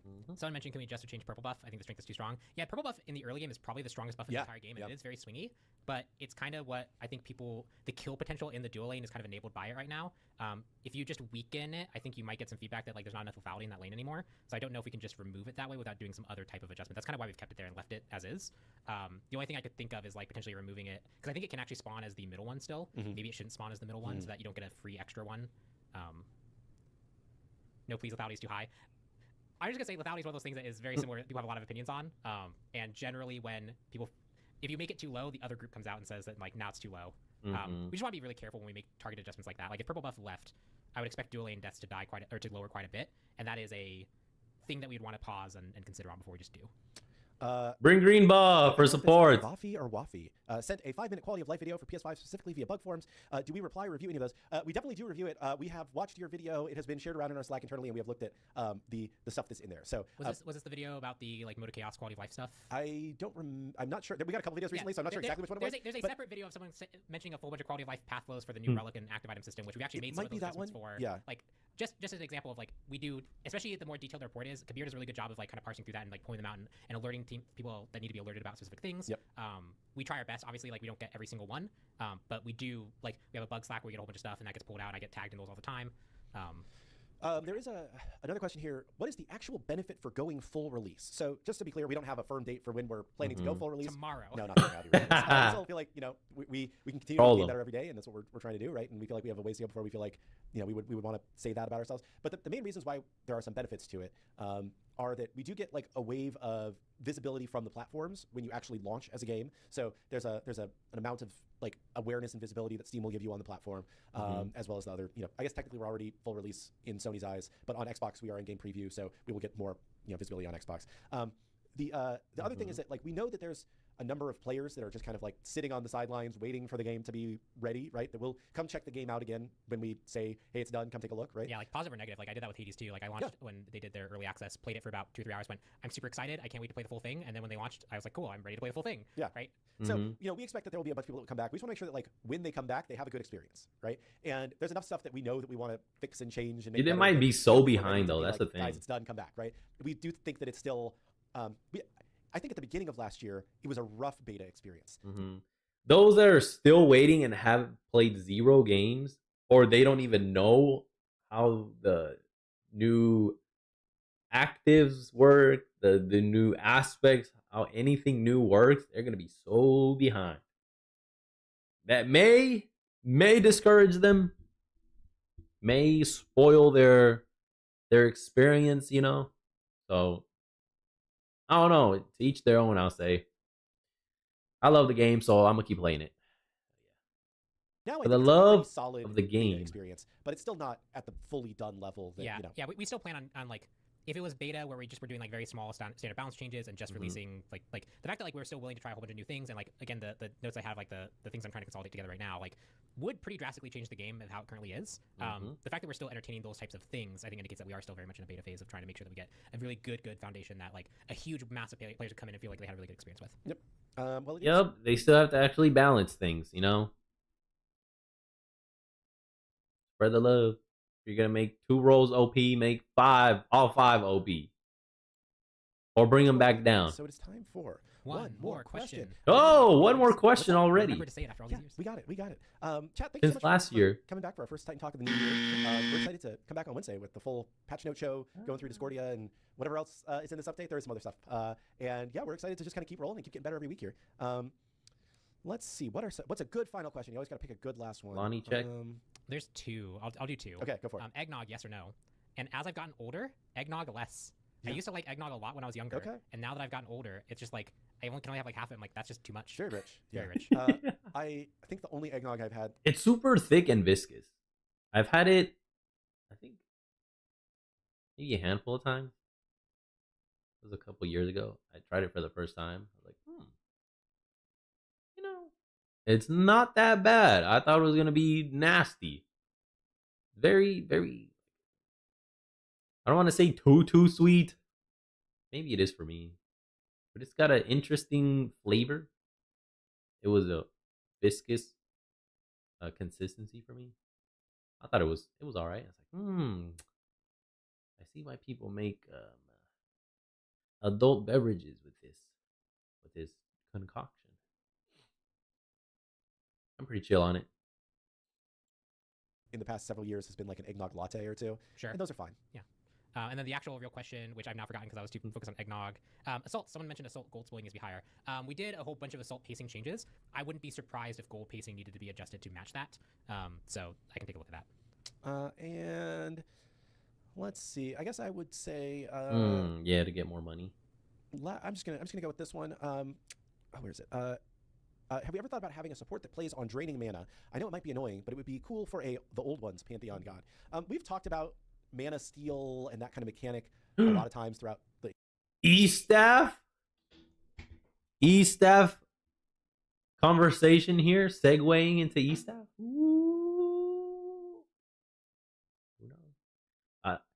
I didn't use E-Staff. Nope. For the longest time. And then I got it. I said, oh my gosh, this item's amazing. Especially on characters like Geb, Capri, that are a drain on their mana to just cast abilities. Using it on them, I was like, oh my, a whole new world opened up for me. So it'd be fun to bring back E-Staff. I'm just saying. History of the game. And I think that, the fear is that it becomes like both it's annoying to play against and it doesn't feel powerful to do. Yeah, if it's powerful enough, so I'm gonna be a little bit biased here. I'm anti mana drain in most cases to where it's meaningful because I played in the Burning Crusade WoW arena and I had to deal with Priest, Hunter, Viper Shot, mana burn. Okay. And there's nothing more infuriating than them essentially getting around the corner and just refreshing the Viper Shot and you losing your mana and eventually just and you lose because you're Yeah, great. And that's about the most powerful version of it, and it's largely uninteractive. I think there's things that you could do that are more interesting when playing around mana. Like I think like a character that maybe like their ability changes based off whether the character is a certain mana threshold or not. So like as they get lower and lower in mana, you can punish them in different ways or you get access to different things and you have to react to it. Like that to me is infinitely more interesting than just I burn away your mana. Yeah, that makes sense. Sweet. Well, chat, thanks for joining us. Oh, we need a Lonnie check real quick. I have an orange kiss Lonnie today. I have a Dr. Pepper diet. Yeah. Thanks again for joining us. We'll be back on Wednesday at 1 p.m. Eastern here on twitch.tv/SmiteGame to go through the full patch notes and show off Discordia for the first time, plus her aspect, which is an interesting one. Yeah. We'll leave it at that. Oh, an aspect? Tease more on Twitter. And with that, thank you all so much. Happy New Year, and we wish you the best on the battleground of the gods. Bye-bye. Hey, it's pretty chill. Cool show. Boom. And now it is Wednesday, my dudes. We are ready to watch the Discordia gameplay, everybody. Woo! Let us get started. Oh, hang on. I didn't thumb it up. Pretty chill. Give that a thumbs up. Bam! Boom! We got Clumsy asleep, Kilgoon, and Hindu Man is back. Welcome, gentlemen. What shall you enlighten us with today? Good afternoon, and welcome into another Titan Talk. Goofy ass Clumsy, man. He's funny, man. He's pretty chill. I like him. Guys. I don't know. I'm just being weird. I was like, what? Little bits, right? It was the bit. In 2026, first of all, happy New For Year. the content. I'll give you a round of applause for that attempt, Clumsy. Let's freaking go, man. My guy knows what to do. Yeah, I wasn't here on Monday. Yeah. But happy New Year to you all. Hope you all had a good break. I feel refreshed. We'll see how long it lasts. Yeah, mine lasted like we get into today. 5 hours. So 5 hours. Move that mic closer. I guarantee you the stream's going to be like, oh, the mic's terrible. You just never have it. What does your mug say? it says, always be yourself unless you can be a panda. Then always be a panda. I got it as a gift. Look like you faced the white bit to the camera then. No, that was, yeah. I don't care if they see. He's like, man, F chat. I don't give a well if they can see it or not. Nope. Oh my gosh. That's funny. That's a good one. Well, welcome in. It's time to get things back on the road. All right, Bobby. Okay, Bobby. Well, I need to. Okay, Bobby. Sorry. I don't. I feel like I'm. Blow my ears out. Thanks. I appreciate Hmm. that. But today it's time to get back into the flow of basically what we were doing for the majority of last year. It's God Reveal Day, I believe. I'm just being annoying. It is. I wonder how that setup is for them. I think they're on a. It looks like a rectangular table. Not sure it's that thick of a or that wide of a table. Interesting though, because here's his bottle. This is Hindu's viewpoint right here. I'd like to see how the setup looks like. You know, I'm interested. And this is Clumsy's his tablet right here, this corner. I'm interested. Seeing the other perspective. I'm paused in game a bit, so. That's just me, though. We're looking at We're a god. already talking about gods? First god of 2026. That's generally what we do on these shows. Guys, it's been 7 days. It's time to do a new god. We've waited too long into this year already. I'm so sleepy. My chair Balls. is broken. I need to like. You struggling? Yeah, it's all right. I'm just gonna open it up in Twitch because that'll be fun. But today we'll be going over the new God Discord. I can also like put this in the middle. Come to the game. I do believe the PTS will be on later on this afternoon. It will. It will. So you'll be able to playtest Discordia, and there'll be another God on there. Yeah, I heard. Yeah, Byron. Yeah. More? Yeah. Were we working during break? Is that allowed? It appears a few of us were, for sure. I'm pretty sure so was in the community and around. Yeah, the grind never stopped. But you'll be able to see the new God also there. We'll talk about them a little bit later. Shall we jump straight into Discordia then? Sure, let's do it. Let's do it. First So, thing tell us first. Go ahead. Who is Discord? Yeah, who is she? Mm-hmm. Well, like the lore, Discordia is the goddess of strife, and there was a contest of the gods where she caused a lot of strife, as is her her wants, and then she was in Smite 1, and then she's really pretty with wings and stuff, and she looks even better in Smite 2. Play it now. Damn. Honestly, yeah, dog. Look at that. Great fire, man. Oh my gosh. Oh, we get the Discordia buff back too? Ooh. For those of you that don't know, the person on Discordia's team who has the most damage at the time gets a buff. And I think it's like 20% extra damage or something like that. Maybe they might have shifted it here. If I'm remembering correctly, that's what it is. So you have the most damage, you deal an extra bonus damage. Dang, that's pretty cool. Okay, here's her 1 damage, 2 is a taunt, 3 is a stealth, and the apple of Discord damage. So, yep, pretty straightforward kit, honestly. Yeah, super fun. I like the art changes or updates she got on her ability icons. Pretty darn nice. Oh yeah, I thought this was like the stun, but it's a taunt. It's like a stun taunt, a rectangular area. 1, 2, 6 Odin bots. Okay, it'll spread pretty wide. Oh, that's probably just to show the ult and the spread it. Okay, yeah. I'll let them do it. I'll just. Right there. Okay, I just want to make sure. Yeah, if you want to learn more, it's in the audio. Whoa, that one looks larger than it used to. It looks gigantic. Maybe it's just okay, I just want to make sure the outer one. Oh, even the inner one too. So the diameter of the entire sphere increased. That's what I'm noticing off rip here on her 1. It used to be smaller. A giant sphere ball that can pew, pew, pew, pew, ricochet other mini balls. Audio. Boom, see, welcome in to the first show of looking at Discordia. She is looking lovely. Keep an eye for me today, by the way, because I've noticed this on some of the like watching back some of the episodes. Yeah, that our cameras block stuff. So if that happens, let me know so I can remove. Oh yeah, sure. Because I can't see it from here, but it's just something I noticed, and I want to make sure we do. But here's a little look at Discordia. Clumsy, base where we start. All right, Discordia is she's one of the mages. I think she's like really popular on the list, right? Incredibly like, popular. Up there. Yeah, and from the time she was released, she's always been one of the most played. Sorry, there you go. This iPad's just broken. Always been one of the most played gods. She has a lot of like really big dedicated fans, and I think we felt like was just one of the. you know, one of the clear. I like the little apple shooting animation she does. I think that's quite unique. Big wins that we could start the year off. More flair to her. Bring into Smite personality. And that being said, you know, we as usual, especially when some of the gods have a lot of expectations on parity, we wanted to make sure not to break that loop. So, you know, Discordia's main kit doesn't have a whole bunch of changes. She's pretty similar to what she was, but there's a lot of love, and people in chat are immediately talking about the love. So let's have a look at that real quick. Hindu, do you mind just, without attacking, just going like WASDing the different directions? Which I think, yeah, there we go, right? Ooh. So if you just go like just one direction, then another direction. so So right, if you go right, left, right, she's still got those different unique animations. That's Hell something yeah. we weren't gonna lose, right? The model, like the still still dabs while going in the right direction. I don't think we've ever said out loud that that's what she does, but that's what she does. She relaxes. She relaxes. Like, Oh yeah, dude, look at her, dog. Hell yeah. Hell yes. You know, it's just these small little things that they don't forget and they maintain and they bring back here.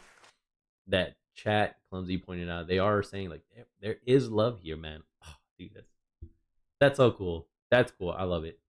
I love it. Love and flavor. We spent a little bit more time making sure that like her face is a little bit cleaner with the way her eyes are proportioned in Smite 2. Oh, she's swimming. Oh my god, dog. I don't really play much Discordia back in Smite 1. Although, seeing this, I'm remembering some stuff here. And yeah, I love her unique movement stuff. Oh, it's so amazing. It's the little things that I really, really enjoy. I'm glad they kept it and brought it back. Just looks there's really love fantastic here. in Smite 1. Hey, look at that. Even better now in Smite 2. So we're really excited to just like make sure that we just stay on point. Chuck, W already. job on the effects.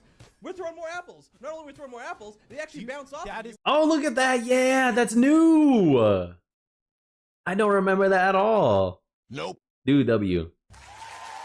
We haven't even seen any abilities besides the one and some movement stuff here and there. I'm already enjoying this. I love it. I love it. It's great. It shows that they actually, you know, love and care about their product. So I'm telling you, they're just going to go up from here. Yeah, it's not perfect. Nothing ever is, though. Nope. Which is great because, you know, it's only going to get better. Improvements will come. Right? Just got to be patient. When you hit, it is incredible. It is Hell the best yeah. auto attack in the game. It's so like, cool. look at this.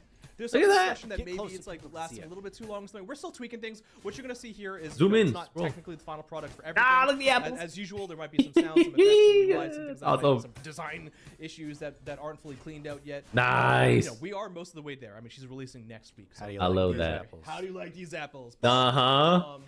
But Look at yeah, that. I think one of the main changes coming up with Discordia is really just a flavor addition. Yeah. Which is based in her passive. That was so itching, she man. still has that same passive, as you can see with the passive meter, Contest of the Gods, where whoever has the most damage on your team will gain the Strength and Intelligence buff, which was powerful. Oh, okay. Now they changed it. So they did shift it. Highest damage will gain a buff of strength and intelligence. Gaining a level or a god kill assist provides a random temporary buff of intelligence, life steal, or healing. Getting a level. I think this is new. Because before it was strength and intelligence, it was just like you get extra damage. I want them to explain this. I'm sure they will. So I'll just hit play and shut my mouth. Before. But now she has a new component to this passive, which is just there. It's not there for a massive change. It's there for a little bit of fun and intrigue, right? It's Discordia. We're creating a little bit of Discord here. Yeah. This is actually good too because supports can now get something for getting assists, you know, being there. Or anyone can just get a little bit of extra for getting an assist. And or a kill. Look at that. You get so here's the main one.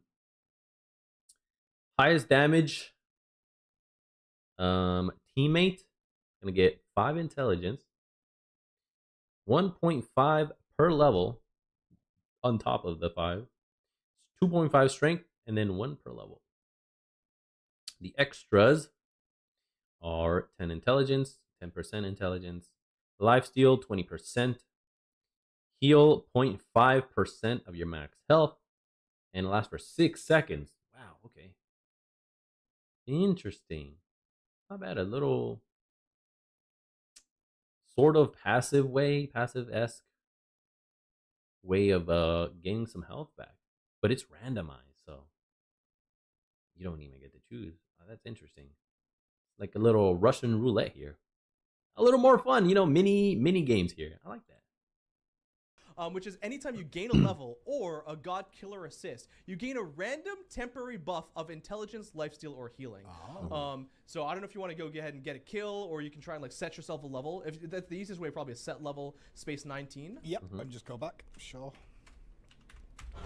And then you can see the wheel spins, a little bit of effects misalignment there, and then you get a random buff. So she got the intelligence buff. You're just having a little bit of fun. Discordia is like always doing a little contest, and sometimes it's with herself. She gets a regen, which is based on her max health over time. So again, this happens every level. Nice. It's a great point, Mutaba. It's as Discordia. It looks like as Discordia. Not as a... Nope. Not as a teammate. It's as her directly. Interesting. Okay. Support Discordia maybe though?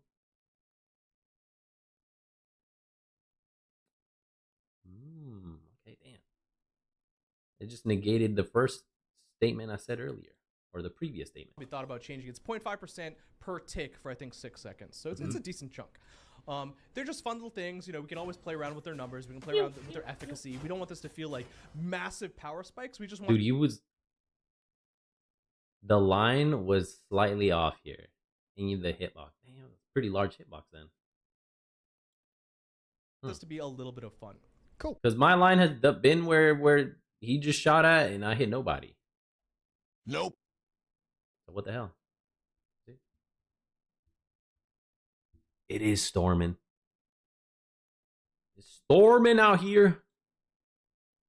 So that's the passive. Then that's the passive with one that changes. The one also has some of the changes as well, but it's really based on the gameplay feels. Also, Chuck went fucking crazy and nuts. That one looks so good, and the way it twirls and hits down looks. Yo, he dropped the F-bomb, man.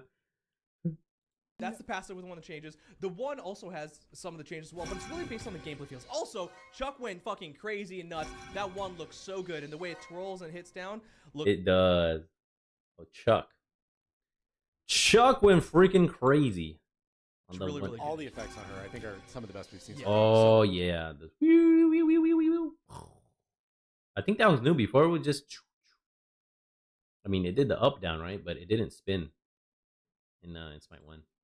Very, very excited to see that. The sound's all there. Kellen killing it too. Like everything's feeling and sounding just sounds like the same. Yeah. One of the things that changed with the one is actually the way it fires through walls. In Smite 1, it was actually unique tech where it kind of snapped when you went between walls. But while that's cool, we thought we can do better in Smite 2. So in Smite 2, you always better, strictly better. You can actually fire within the wall itself. So if you pull it back into the wall, you can actually you'll never worry about that snapping issue. You'll actually be able to fire within it. And the way this actually works is because one of the reasons why we didn't let you do that in Smite 1 is because of how the projectiles would bounce. Like, would they just freak out inside the walls and stuff? Yeah. But now the projectiles are offset and created in such a way that if you actually can you like halfway shoot the one inside of the wall? Only the ones that are outside that radius will actually do the bounce. Gotcha. So it's the edges will come. Interesting.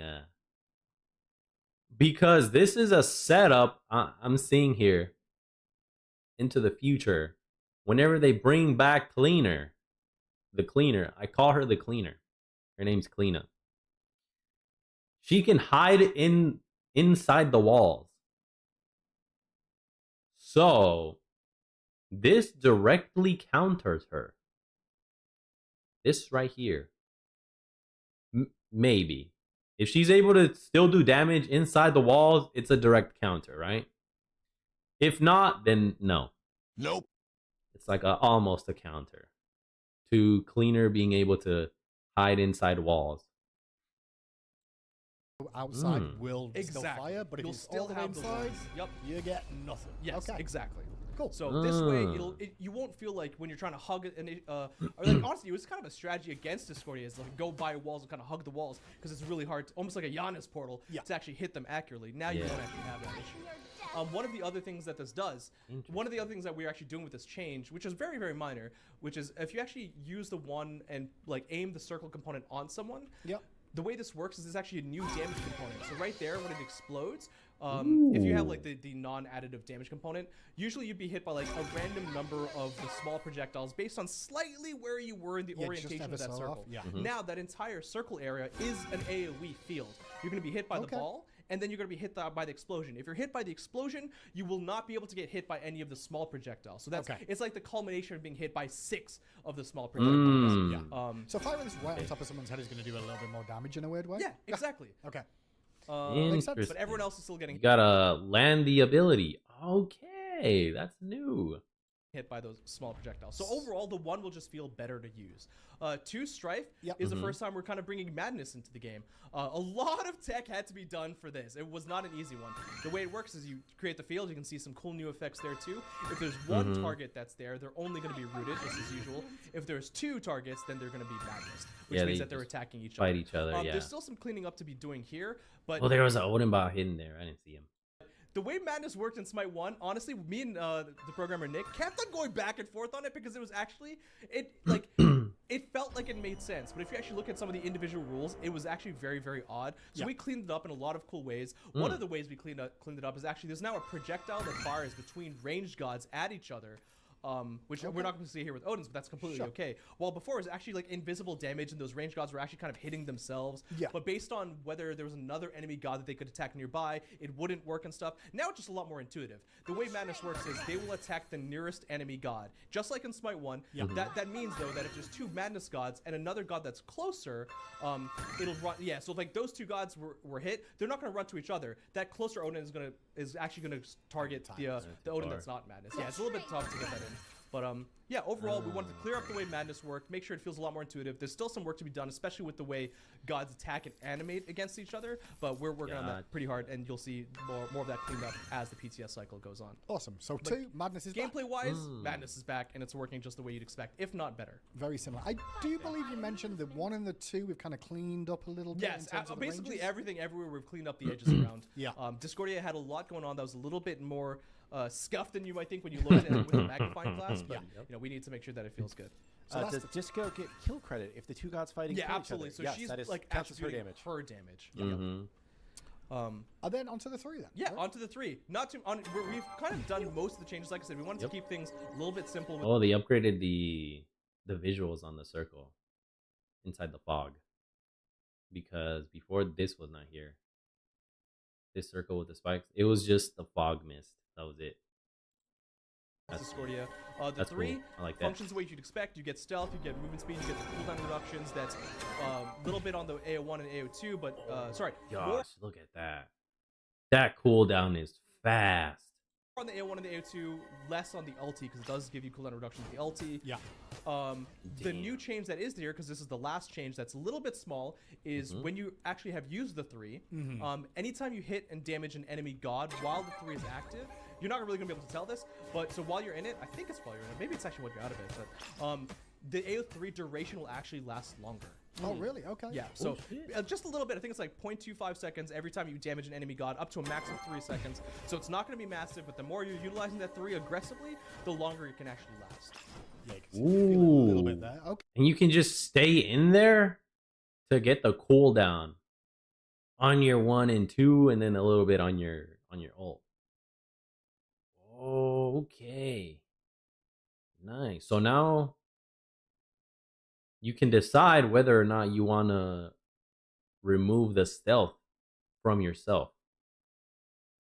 Okay, nice. Just to have the duration of the fog field last, so you can get the cooldowns for your other abilities. Awesome. Okay. Or maybe you can just brawl in there.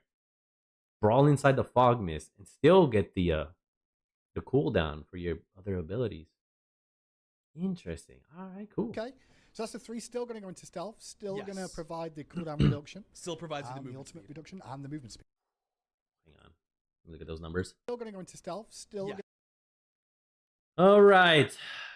Leap and create a field in an area. Within the field, you gain stealth, movement speed, and ability cooldowns are decreased. I think this is new. I don't remember there being ability cooldowns on this one. Like I said, I didn't play Discordia too much. Dealing damage to enemy gods while within the field increases its duration. Also remove the stealth naturally. Damaging enemy gods increases the field duration by 0.25 up to a max of an additional 3 seconds. Ability cooldown reduction ticks every 0.5 seconds and does not apply to this ability naturally. The cooldown reduction increases as you level up the ability up to 1.5. Damn. Ultimate cooldown 0.5 seconds flat. And the movement speed up to 40%. Holy moly, that might get nerfed. That might get nerfed. It's a lot of movement speed inside the area. We'll see though. Provide the cooldown reduction. Still provides you the the movement ultimate speed. reduction and the movement speed as well. Yep, exactly. You can still go over walls, I'm guessing. Still go over walls. Yeah. You're still doing a leap technically. So I believe a wheel assist can still pull you out of it, just like Yep. you'd expect. Okay. That's the 3. Oh, yeah, she's doing the there when she jumps, she kicks her heels. Ah, yeah, it's still there. The ulti also got a glow up on it too. Feels just the way you'd expect. It's bouncing, it's going crazy, and it still does. Oh wait, there's the tiniest thing here, and it still latches on. I will say the apple, the visual effects of the apple have changed too. Yep. I've noticed that more than Yeah, the apple looks way more golden. Like actual golden gold. Not just like yellow. Like translucent yellow. You look great. First thing. More solid. So yeah, the apple. Tell me more about it. Sorry, Yeah. I was so confused by just. No, you go ahead. showcasing It the apple. bounces. The projectile hits enemy gods just as you expect. It does the cripple, does the tremble, does there the it is. AoE spread to any other gods. It still does the taunting like VGS, and when other enemies are hit, they say that no, I'm the greatest. We added Trick shot ulti clips coming in. one extra super small like fun little thing to it, which is not even a gameplay thing, but there's a 1 in 10 or 15 chance for a little silly thing to happen instead. A silly thing to happen. Yeah, you might hear like a fart quip and an oops or something like that. But, Okay. you know, sometimes they don't feel like taunting. They actually just like made a little mistake. No, that's funny. That's pretty cool. Little oopsies in the battlefield. It does feel very bouncy as well on the screen. It is. Yeah. Feels like it goes a long way, but the apple looks also clearer. Yeah. Yeah, it looks really, alongside really else, cool. yeah. Clean. And I think that apple above their heads changes based on friendly enemy. So. Okay. So that's a little look so far. Is there anything else to mention on her? No, I think that's pretty much it. So that's Discordia's kit. She's got everything that you'd expect from Smite 1 with just a little bit of love in a few places, primarily on the AO1 and the way it feels. I think it may be less, I mean, you can bounce, I think, as many times as you want. Damn. That's wild, man. Holy moly. It doesn't get increased damage per ricochet like Hou-Yi's one. Nope. So there's that. All right. It's just increase in flat damage. That's funny though, having it just beep, beep, beep, beep, beep, beep, beep, beep, beep, beep, beep. Death, right? Yeah. Okay. Allies cool to cannot see. crit each other. Nope. Oh, one of the other small things actually is there was some conversation on how the AO2 and AO1 ranges always felt a little bit off. So what we did there is we actually lined them up a little bit better in favor of Discordia. It's super minor. It's about like a 1.5 meter, just a 1 to 1.5 meter change where the AO1 is a little bit longer, but the AO2 is like the AO1 is longer. The AO2 is the tiniest bit shorter based on their widths and their max ranges. So now if you do your 2-1 combo at like max range, it should feel really in line. If I can hit it. He's just out of range of both. There we go. While before it's my one that might not have actually hit. Yeah. Awesome. That's why. So it wasn't me that was missing and wasn't bad. Nope. Not entirely.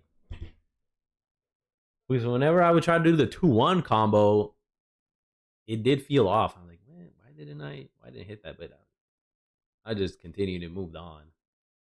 That was a thing though. Oh, okay. Good to know. Past me. That Sweet. is It wasn't That is entirely your I fault. mean, she was so fast. Nope. Yeah, it's like, welcome zoomed. Clumsy's back. All I do is speak fast. Here we go. So Oh, TLDR, there's her backing. Disco from Smite 1, but with a few small tweaks. A fun one on the passive. A lot of cleanup on the one that should feel a lot better, especially Visual through cleanup. walls. Yeah. Especially with the projectiles feel. A lot of text stuff that we did on the 2 to make sure that felt better. The 3 has the change on the deployable, and the 4 should feel just as good as that. With a little fun little quip. Awesome. But that's not all. But that's that's not all. Balls. Yeah. Yeah, Okay. I It's not don't- as I don't crazy know as that. about We're just having fun with the teaser, of course. I Yeah. didn't So if actually you expect that to be miss good. Clumsy's tweet, he was asked to tease Uh-huh. the Discordia aspect, I didn't even know that. I just saw my Discord poke me and like he Kilgood told you to. tweeted balls. What? I didn't even see this, dog. Nope. I don't watch the Twitter. I'm not on Twitter like that, man. Nope. Holy moly. That's funny. Oh my gosh. I need to take a restroom break. I'll be right back. Excuse me, everybody.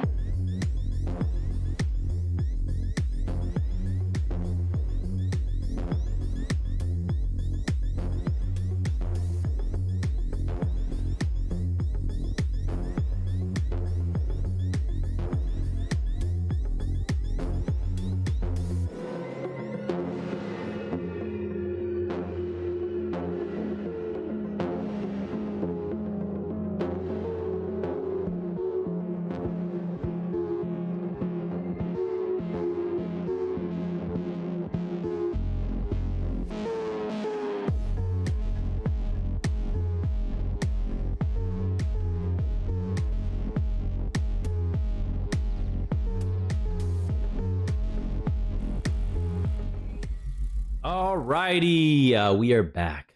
That was a much needed break. Could no longer hold it in. Nope. All right, let's continue. Aspect time. Support, please.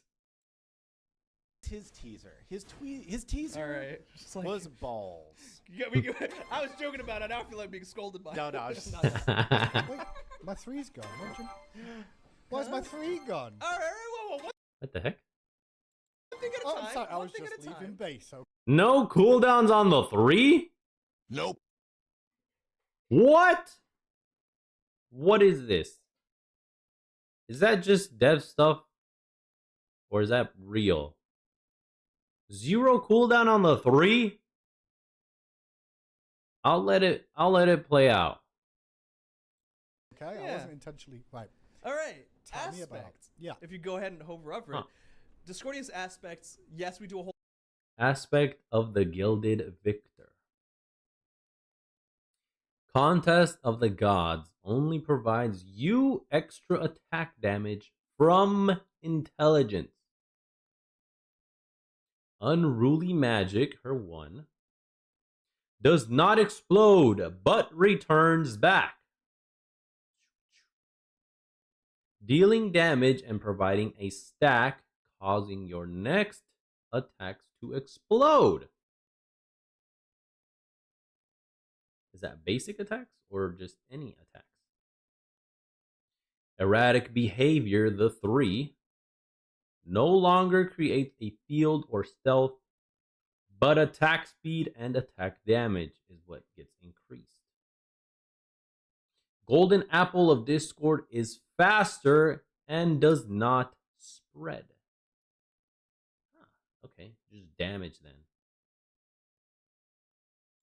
Not whole bunch of support. different things is a little, but this is, you know, like some. Clearly not support. Nope. All right, we got nut support here, so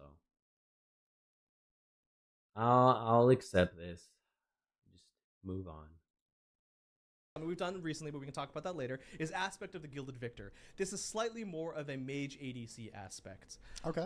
But playing around with like kind of different gimmicks. So the one thing that's there, which is you know, super small, is Contest of Gods. There's no contest anymore. Discordia won. What this does is just a small pivot, which is she no longer has a like changing buff that goes to different people. It'll now just be extra intelligence scaling going to in-hand attack power. Super small, but it helps like play around with the way this kit will go flow a little bit more. She still gets the random RNG buffs based on the ADC the Discordia. level up or the God Killer in her six. Damn, okay. The next thing that's there, which we really should show out, is the 1. The 1 changes a little bit more. So it still fires out, but you can see that there's no more balls. Where did that go? You have like 1 ball back, but where did all the small balls go? So the way this works is you deal damage out and then you deal damage back in. Okay.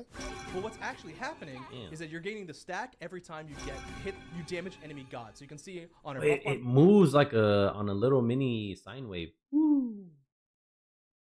That's the path. I won't say sine, but like a little S. And it follows you as well. Ooh. So you say you're playing against an enemy ADC, right? You hit them with the first one, they try to dodge it, but you can move where they move and still get the second one. Second hit. Based off of your movement. You following him. Or her. Whoever it is. She's got 4 stacks. Interesting. And what this does now is that your next in-hand attacks actually are enhanced. Okay. So go ahead and get some stacks and now attack. And now we've got some more balls. And these proc off of in-hand damage and do in-hand damage effects. You're only getting 1 hit, obviously, on the first character that you hit, but all the balls will still do Okay. you know, so I get ping pong multiple damage stacks to of this, everyone I get multiple auto. Exactly. That's what you're saying. So I got 4 stacks. 1, 2, 3. Yep. Okay. Oh, shoot. Balls. Yo, if you're not mechanically challenged like me, Nope. you're gonna make all those hits land, and they're gonna do a lot of damage. Even in like jungle or in the lanes, you'll still get the spread damage. So building basic attack damage and attack speed is the way to go. I see. Interesting. If you miss, you miss. The 1. The 2 doesn't change at all. The 3, as you saw, changed a little bit more. So the 2 is exactly the same. CC feels good, ranged poke. And you can land your basics that way, because if it's a 1-on-1, they're rooted, and you'll force out a beads or an Aegis. And while they're stunned for that 1 second, you can actually land 1 to 2 basic attacks. Okay. The 3 no longer creates the field. It's now more of just an in-hand attack stim. Okay. I think you hover over it. I'm trying to remember. It gives you movement speed, just like you. 60% attack speed, dog. This is gonna get nerfed. You get 60 flat base attack for 6 seconds and 20% movement speed. This is now the initiator ability. Or if you just want to leave, get an extra 20% movement speed. There's that. But if you want to go aggro and engage, you start off with this.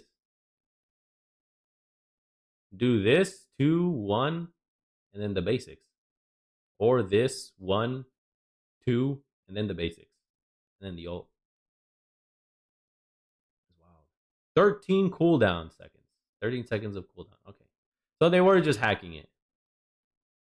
They were just hacking it. It does have a cooldown. That's good. That's good. Costs from 50 to 70 mana as you rank it up. And then you get more attack speed the more you level it up. Yo, if Shibalanke's ult attack speed got nerfed, her 3 is definitely going to get a nerf. For sure. Expect kind of does, but not in the field specifically, attack speed, and it now gives you just straight up attack damage as well. Oh, okay. So you use your 1, you kind of position the enemies with the 2 and the CC, or you go aggressively with the 3. Yeah. Yep. It's still a tween. It still does what you'd expect there. Yeah, exactly. That's going to start feeling pretty good. So you can throw out your 1 and then leap to make it come back in a different place? Yeah, it's a homing kind of ball towards you. Yeah, see? Yep, there we go. It's homing to you, not to the enemy. Nope.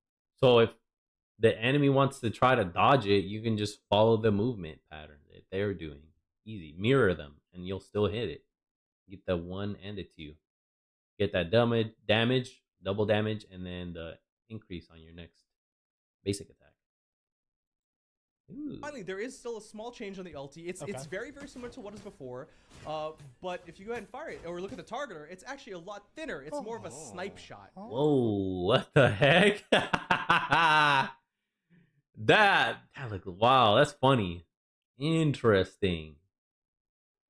It looks a lot longer though. Pause.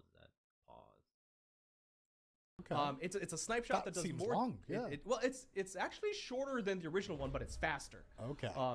And it only bounces once. So it's a faster apple. It only bounces once. It does not do any of the spread stuff, but it does a lot more upfront damage to the target that you hit. So hit that target, you do a lot more damage. The burst damage is actually smaller, which is flip-flopped to the normal Discordia, which is actually the other way around. And it also scales off of in-hand damage. So if you, as well as the previous, so if you go ahead and like hover over the 4 tooltip, just so we can see it. Sorry. Yeah, so you can see the damage scaling is 60% of your intelligence, because this is, like I said, Mage ADC. She's still. So you only just build attack speed and intelligence for her. Golly, I mean, you gotta land it though. 100% attack damage. So at max rank on your 3, it's an extra what, 600? I think 60 because 100% of the attack damage, so an extra 60 plus 60% of whatever intelligence you have. Yo, if you don't kill him with the ult, you'll probably kill him with your next basic attack. Holy moly. Debuff lasts for 2 seconds. Scaling off of intelligence. Sure. And attack damage, which is 100% of your attack damage. I think I may have nerfed that. I can't remember. I'll have to double check. Or maybe I just ripped it. Or I can't remember. I'll double check that one. But that's probably gonna get nerfed too. So one of the other things you can bounce, but bounces and bounces once. Which I think is funny that you did the bounce on like the walls earlier, because now you can see it actually only bounces twice. So you can actually use your AO3, which gives you increased attack damage, and then use your AO4 to actually make the AO4 do even more damage. Yep. But yeah, this will be interesting. Amazing. I will say one thing that's going to come up in chat, or already probably has as well, is the fact that everyone's like, man, I can't believe they didn't do a support aspect for Discordia. Yes. Or the fact that we just did. Me and the other people who played Discordia as support. The apple's a lot smaller, and the targeting is super thin.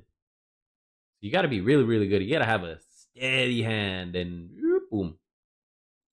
Another ADC aspect. Yeah. But with Geb coming out, we're always looking at the timeline of things coming up, and we wanted to make sure that we don't, double down or triple down on things too much. But this is what felt more right, especially with some of the things that have happened and something that may or may not happen in the future. Yeah. That being said, nothing is ever set in stone. So we have to just be careful with what we do, and the main important thing is to do things that are fun. Sure. This is the direction that the aspect kind of evolved in. It actually wasn't the original kind of components of the aspect. Her one was actually quite a bit different, and then we moved more towards this later on.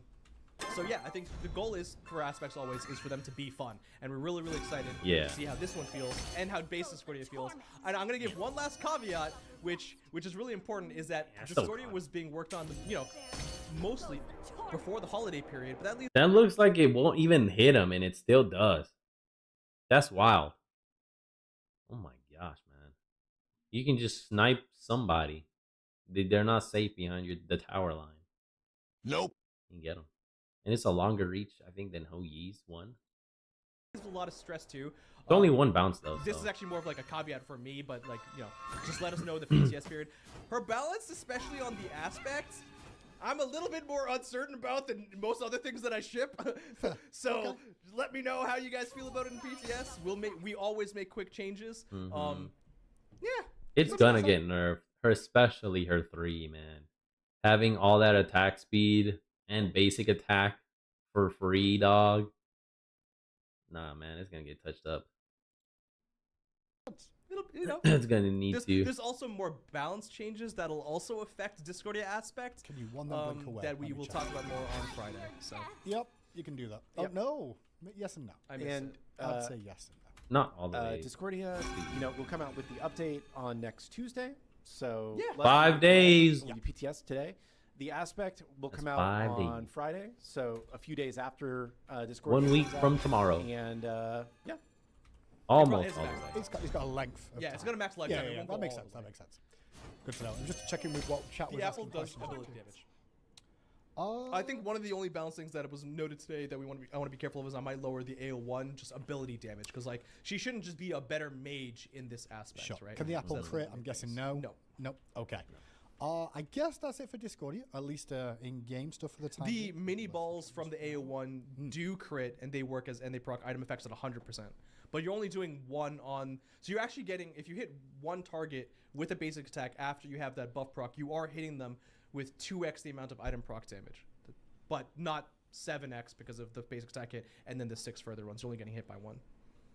So yeah, that's Discordia. That's Discordia. And balls. But wait.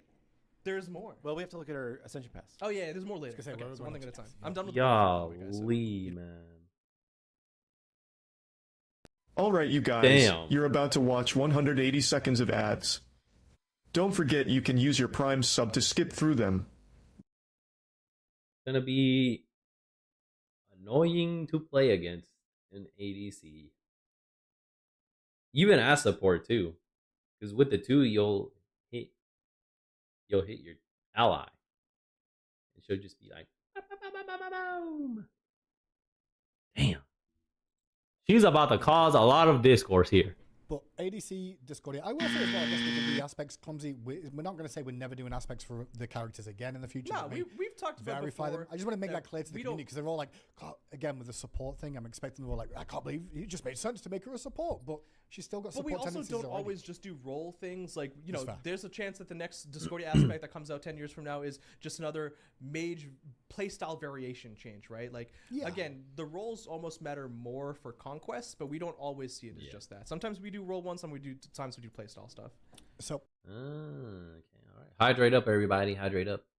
Discordia looking mighty good. Here's a little look at Discordia and her combat skirt. Hell yeah. Mastery path. Or dress. I think combat really dress. Cool. I think like looking at the wings and the material changes is going to be core. Yeah. And as a reminder, if you have the Ultimate Edition of the Founders Edition, you will be getting this free Ascension Pass free on part the of day it. comes out. Yeah. So you get the center of attention tracker. You also get the badge. Which I remember everything that's here. The clap emote. Clap. Available alongside objectives destroyed as a tracker. Yo, wing characters seem to be one of my favorites. Connected. And there's a little... I love it. Look at that. Ooh, damn. She's looking good. Looking mighty fine if I do say so myself, man. These wings. Don't forget you can use your Prime sub to skip through them. Ghastly galactic wings. Look at that. Nice legs. Nice. Her eyes are almost creepy in this one. Yeah. Yeah, for sure. A little bit. She got little frosted tips over here. Okay, that's pretty cool. I dig it. Yeah, Disco's eyes have always been creepy, though, let's be honest. Ooh. Ooh, yo, she actually pulls off the opal look. I like it. They made her wings match her dress a lot. Yeah, love it. Yeah, I love the opal. Oh, the apple opal change version too. as well. Love the dress. I like that. I like her hair. We then have the Yeah, they only made her hair a little bit more opal. Yeah, okay, cool. I like it. And the frosted tips again with the silver. emote that comes with it. Okay. Yeah. Oh my gosh. They made her dab. Oh my god. I always thought that was goofy. That whole trend thing. Oh, it's here. It's back. It never died, I guess. Nope. Let's see what the explanation is. Clumsy's all like, yeah, I did it. I forgot about this Dabbing one. in games. If we weren't sure if she was dabbing before, oh my god, it's like just right up in your face. It's Yeah, like really. I five think you minutes. like double clicked and it double played or something. Okay, gotcha. Some of that there for sure. And then you've got the wave. Hello. Oh, she brings I'm it gonna back need that dab emote for. Oh, that's cute. the tracker, so the Strifer. title of Strifer, Okay. alongside God Oh, this is new. Unless that's the Christmas one. Kills, and then the Master. All right, you world. guys, you're about Hey, to watch she's 180 rotating right here. seconds of ads. Don't forget you can use your Prime sub to skip through Mastery them. badge. Alright, cool. 3 badge, Strifer, is that a word? and the Diamond Racer Radiant. Radiant one. Ooh. Ooh. You got Goldilocks open here. Yeah. You want purple hair Discordia, black hair Discordia with frosted tips, opal hair Discordia with some frosted tips, or blonde Discordia with some frosted tips. Take your pick, gentlemen. The flavor of the day is yours to choose. That looks really good. And ladies too. Radiant skin. Yeah.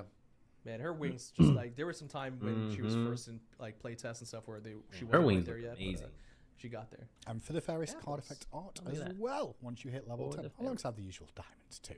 Yep. Money! The disco. Nice.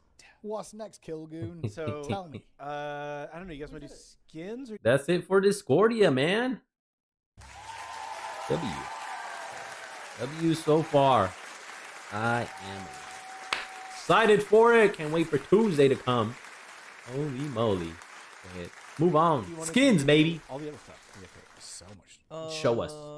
I want to see skins. But Okay, we'll do skins first. Okay. So there are 3. Well, so the first thing I will note is that this is not actually skins, but this is kind of a good lead-in. Okay. Yule Fest ends when this patch comes out. Oh, cool. There is not a new event starting with this patch. This is kind of an in-between patch. So these skins will not be. They won't have the peppermint candies in them. If you want to collect the peppermint candies for the Yule Fest, that ends when the patch comes out on Tuesday. So if you've been individually buying skins trying to get to certain rewards, your chance to do that ends Tuesday when the patch comes out. All ways to get peppermint candies will go away when the patch comes out. It's not like the pumpkins where they remain as a thing that you can purchase in the Travelers. Limited We time. did it as part of a limited time thing. So your chances now to get the Yule Fest stuff.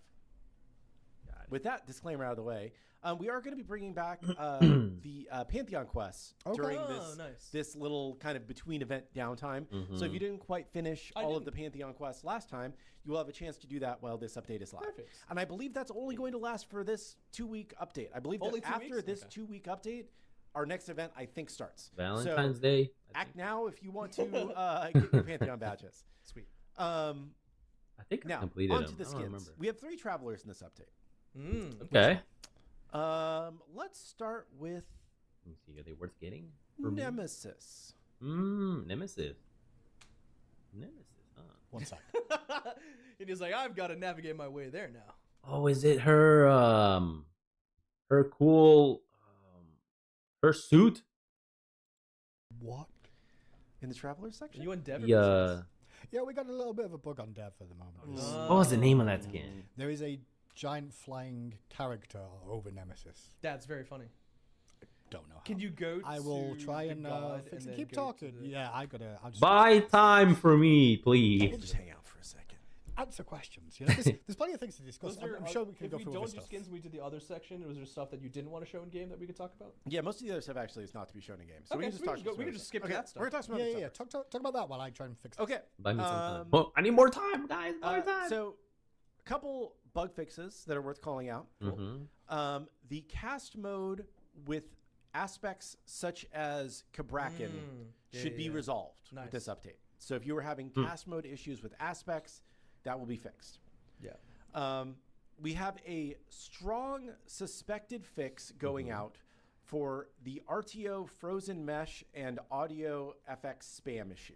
That one was actually really, really annoying for us to like track down. It was not an easy one. Yes. So we are strong suspected fix. There is a chance that it will still occur, but we are pretty sure that this is going to the RTO thing, let me tell you, the team has been chasing that for a while with the little bugs that came through. It was really hard for the team to identify exactly where it was happening because people were reporting it, but we just couldn't work out where it started. Yeah, it's super obvious when it happens. It just doesn't obviously happen. But the team did a great job over the winter just getting through that. So Okay, this is a big one, Chad. I don't even know what that is. We will be adding a new setting for agility relic, which lets you choose if you want to use the shift keybind or standard relic keybinds. Damn. Now they won't be yelling finally at us did it.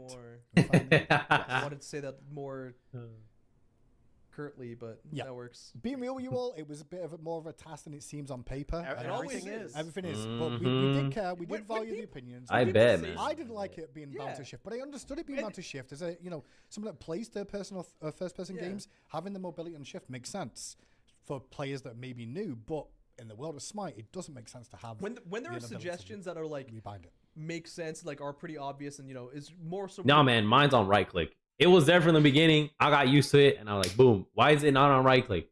Leave it on right click. Bam. More unanimous. Just for that one. It's almost always that we're thinking about it and we're working on it. It just might not be as easy as it might be. Seems, or it needs to just be prioritized. And we can't talk about it. Feels more natural to me that way. Agreed. Are you good on the traveler stuff? I think we're good. Okay, so we'll go back. We can go back. We'll show the skins. We'll come back to the other stuff. I'm sorry. Because this is just a lot of me talking, which people like looking stuff. Oh, yo, Blind Vengeance! Nemesis is back. Yeah. One of our favorite Shinobi skins. Woohoo! Well, they changed the White Vengeance one. Because initially it was the black one, black and red, and then it was white. It was two colors. Blind Vengeance and then White Vengeance. Now there's a blue one and an all red one. Hell yeah, let's go. Vengeance Nemesis. Hey, this is a cool skin. Is making her return. Hell yeah. This is her sword looks longer too. It always looked longer on this skin. Pause. Damn. Beautiful sword though. The most used Nemesis skin is my one. People really like this one. So it's coming over back. the mech one, the nanobots one, the white one with pink and blue. I really like that one the most. I thought it was gonna be that one. Blind Vengeance is also great though. Back with some prisms.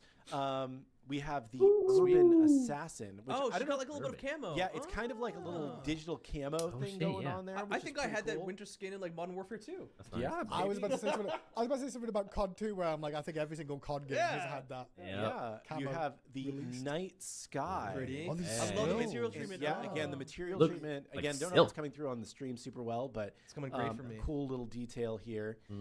And then you have the Crimson Flame. I love this color. Yeah, so that looks beautiful. Oh my gosh, deep red. I've always wanted a sports car with that color. Now this also comes with, I believe, a title. It does. It seems it's Ninja. Ninja. That's a cool one. Ninja. And the Deadly Smoke jump stamp. That's cool. Hey, that's awesome. It's kind of got like a cartoony. You might get it. On it. Yeah, it's kind of cool. I might get like this one. always, We'll see what the other ones are. Travelers. Yo, what's up, Tater? Good morning. Shout out to you. Catching up on some news here. How are you doing, my guy? Happy New Year's. If you Christmas. choose to buy it during its initial release period, right? This is the only way to get the classic skin. But Yep. the classic skin will be available for legacy gems later on if you choose to wait. Just the base skin. So, don't worry. Like all classic skins, we will handle it the way we do. All right. So I think those are really cool. Hopefully you guys think they are cool. Yep. We also have Who's next? You want to do the ESAT one? Whichever one. Let's do the Ooh, ESAT. I don't know if I know the ESAT one. Yeah, so this one is Ice is It's a little cold? bit of a Different one, right? different one. Okay. Huh? So this one is ESAT Crimson Mist. Oh, cool. Ooh. I really like the like old monochrome base skin tone she has. It looks really good here on the card art and even on the model too. It looks rather well. Applause for that. How much is this one? 1,000 diamonds. Okay. Set to rest. And then is that a ward skin, I guess? A gummy bear puking. And then a temporary maybe jump stamp, whatever that is. Entrance. Crimson Mist. The color scheming, the color palette choices, I love it. It looks fantastic to me. So this one is more like the look at the wings, man. That's why I love wing characters. They can always add extra details in the coloring to just make it pop out. They look a lot cooler. The Pele one that we did. So oh yeah, like the blue one. I just want to know what that bear thing is doing. I just need. We'll get there. I know. We'll get there. So it gives you this this Crimson Mist ESAT skin, which is kind of a different colorway for base ESAT. And I don't want to say this for sure because I'm not sure if we ended up doing it. She has this border on her, which looks really cool. Let's look at what else is in here first. Okay, and then I'll ask you to do something in a second. We got the Crimson Mist. Yeah. There's also the cutesy chest roll. Yeah. That's nice. I have temp here, so I don't know. Vomit bear. It's gonna be a badge, a badge. I guess. It's the vomit bear. I badge. guess it's taken over a badge. Then set to rest as a tracker. Yeah. The number of gods given. Oh it my God, is it animates a little bit. A gummy bear puking ward skin. Oh my gosh. Yes, the animated vomiting gummy bear. That's funny. Oh wow. I mean, it's not quite a Smite card, but it'll do. Yes, and so can you? He loves my card. Game with the skin real quick. Let me try. Just check something for me. Yeah, cool. Put me through my paces. I new apologize. VXG? Okay. A new Because VXG? we talked about doing something. I'm pretty sure we did, but now I don't remember if we did. And this is the. I'm gonna say what chat's gonna say and the questions that you hate, but eventually we're gonna get like the randomized stuff, so I can have more than just Smite card, right? Eventually. Because I want we have a lot of cute cats and stuff on there. And turns out that's one of those things that's more just work super than you would hard. expect I know. it to be. I've asked you So that. When do we eventually I'm get just all the gods saying in the it game? now You because I know Something, people in chat will say it, so I'm preempting You're right. them. Yeah, having the shuffle. That's what I've been requesting and wanting to be implemented into the game. Like you choose a favorite, similar to Fortnite, choose a favorite, and then go shuffle, and then you shuffle through your favorites. That's what I want to have. I get you. So I'm trying to get in game. Because until then, Smite card. Put in that spot. Okay. I'm guessing it's VXG related. What's my guess? Audio related. Oh, okay. I'm in game. Am I just gonna go live and we're gonna test? Yeah, we're just gonna try. We're gonna see. Does Disco still have 2 different jumps? I'm not sure. Good question. In game. Can you try doing? Yeah, can you try doing VER? Damn. You suck. Hey, there we go. Yeah, Is so this different than? Okay. Oh my gosh. Damn, the U-Rock got switched. Because of course, as we all know, whenever people get upset, they spam VGS and they're like, you rock, you rock, you rock, and they're like, cancel that. You don't rock. Now it's just gonna be an outright, you suck. That is gonna get spammed so much, man. Oh my gosh. I might have to mute all Ice's Cold allies off rip. Just like I do with the enemy players. Holy moly, because hearing that consistently and constantly, that's gonna get irritating and annoying. So, to all you abusers, you about to get muted off rip, man. This is that one. This is So we thought that she looked kind of vampire-y, and we were like, "Hey, it would be cool." And we decided this kind of last minute, which is why I wasn't sure that we actually ended up doing it. If we used the Scarlet Coven voice pack from Smite 1 instead of base Isis voice pack. That's where it's from. Okay. There you go. That's so funny. So if you like the Scarlet Coven Smite 1 voice pack and want to sound a little more vampire-y, cool. This skin will let you do that. Ah, hell yeah. When will they bring back that Scarlet Coven skin, though? If you're talking to other vampires. Exactly. Yeah. Mm-hmm. I watched Blade during the holiday season. That was really cool. I've not seen it before. You've never seen I've never seen Blade. Damn. I watched it on the plane when I was traveling. That's great. Blade is awesome. Pretty good. Okay. Vampire tangent. Is there more season pass stuff? Is there more? There's one more Traveler, and I believe this one is an all-new, never-before-seen skin. Sweet. Exciting. Tell me its name so I can. No, this skin is for Ares. I also don't think Ares, huh? The homie God, Ares. Dev's busy. People have been working so hard over winter. I'm looking at it like, whoa, there's so much stuff. Okay, and the name of it is Codebreaker. Cool. Just double checking my work before I showcase some Codebreaker. Oh, yo! Damn! Core breaker. I thought he said code. Code breaker, like hacking the code. Oh my gosh, it's core breaker. This looks freaking fantastic. Phenomenal. Dude, he already purchased it. Dang it, Hindu man. Can't see how much it costs. Probably gonna be like 1,200. Yo, dude, that's awesome. I might get all 3 of these. Oh, wait, that looks sick. Yeah. He looks freaking amazing. Man, this skin ended up looking pretty sick. Yeah. This kind of, I know it's like Oni inspired. Although I can see a dragon variation of this. Because this is giving me Dragon Knight Ao Kuang vibes. Best skin for Ao Kuang ever is that one, the Dragon Knight. So maybe this is a step towards that. That looks amazing. Line elements. Damn. And you get 1, 2, 3, 4.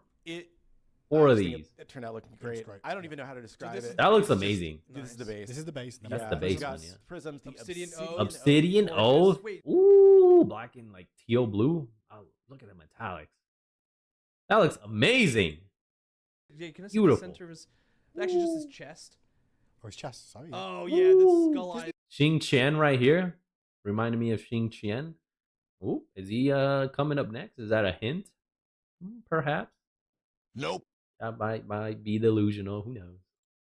Xing 10 vibes. Can you go back to the... Oh, look at that. Oh my gosh. Even Hindu man. We're on the same wavelength, my guy. I'm watching this for the first time. I have not pre-watched it. Nope. So all this authentic commentary and reaction. Base, the red one again? I just want to see what that looks... Oh, it's there. It just looks so different. Yeah. Wow, it's so pretty. So then there's the Obsidian Oath. There's also Gilded Treasure. Treasure. Wow, damn. Look kind of like got Radiant vibes with the color scheme. Forged Warrior. Cool. Yeah. A little bit of Onyx vibes. Beautiful. Like the blue one. Comes with a Callbreaker Announcer Pack 2, which I can't showcase right now. A word! Breaker's Helm Ward. Yo, that's a kick-ass ward, man. The helmet? That helmet looks amazing. I tend to like things protruding out of the head in helmets, or like being pointy. That's what I've noticed. I mean, that means you've taken his helm, though. Like, you've like... Yeah, you have defeated him. Yeah, exactly. That makes sense. And then there's also a Ice Wraith jump stab. It's unlocked for me because I've been playtesting to make sure it worked. Yeah. Okay. So very cool all new skin for Ares that will be coming as part of this update. Yeah. So hopefully W. I'm getting this one for sure. Yep. Homie Ares, you getting some love, my guy. And You getting that skin, my boy. There also, I don't know if we can show this easily, but we can you go to the cutesy chest? Are you in it? Look. No, why would there be a cutesy Killgoon? That's the worst idea. Nobody wants that. He's like, nope. Nah, brother. Bad, man. So there is a Yeah, so we have a... Sorry, I'm just making sure I don't... Because I'm in dev, I'm like, let's just make sure nothing's... Because I was like, it's coming. So classic trying not to spoiler dox anything.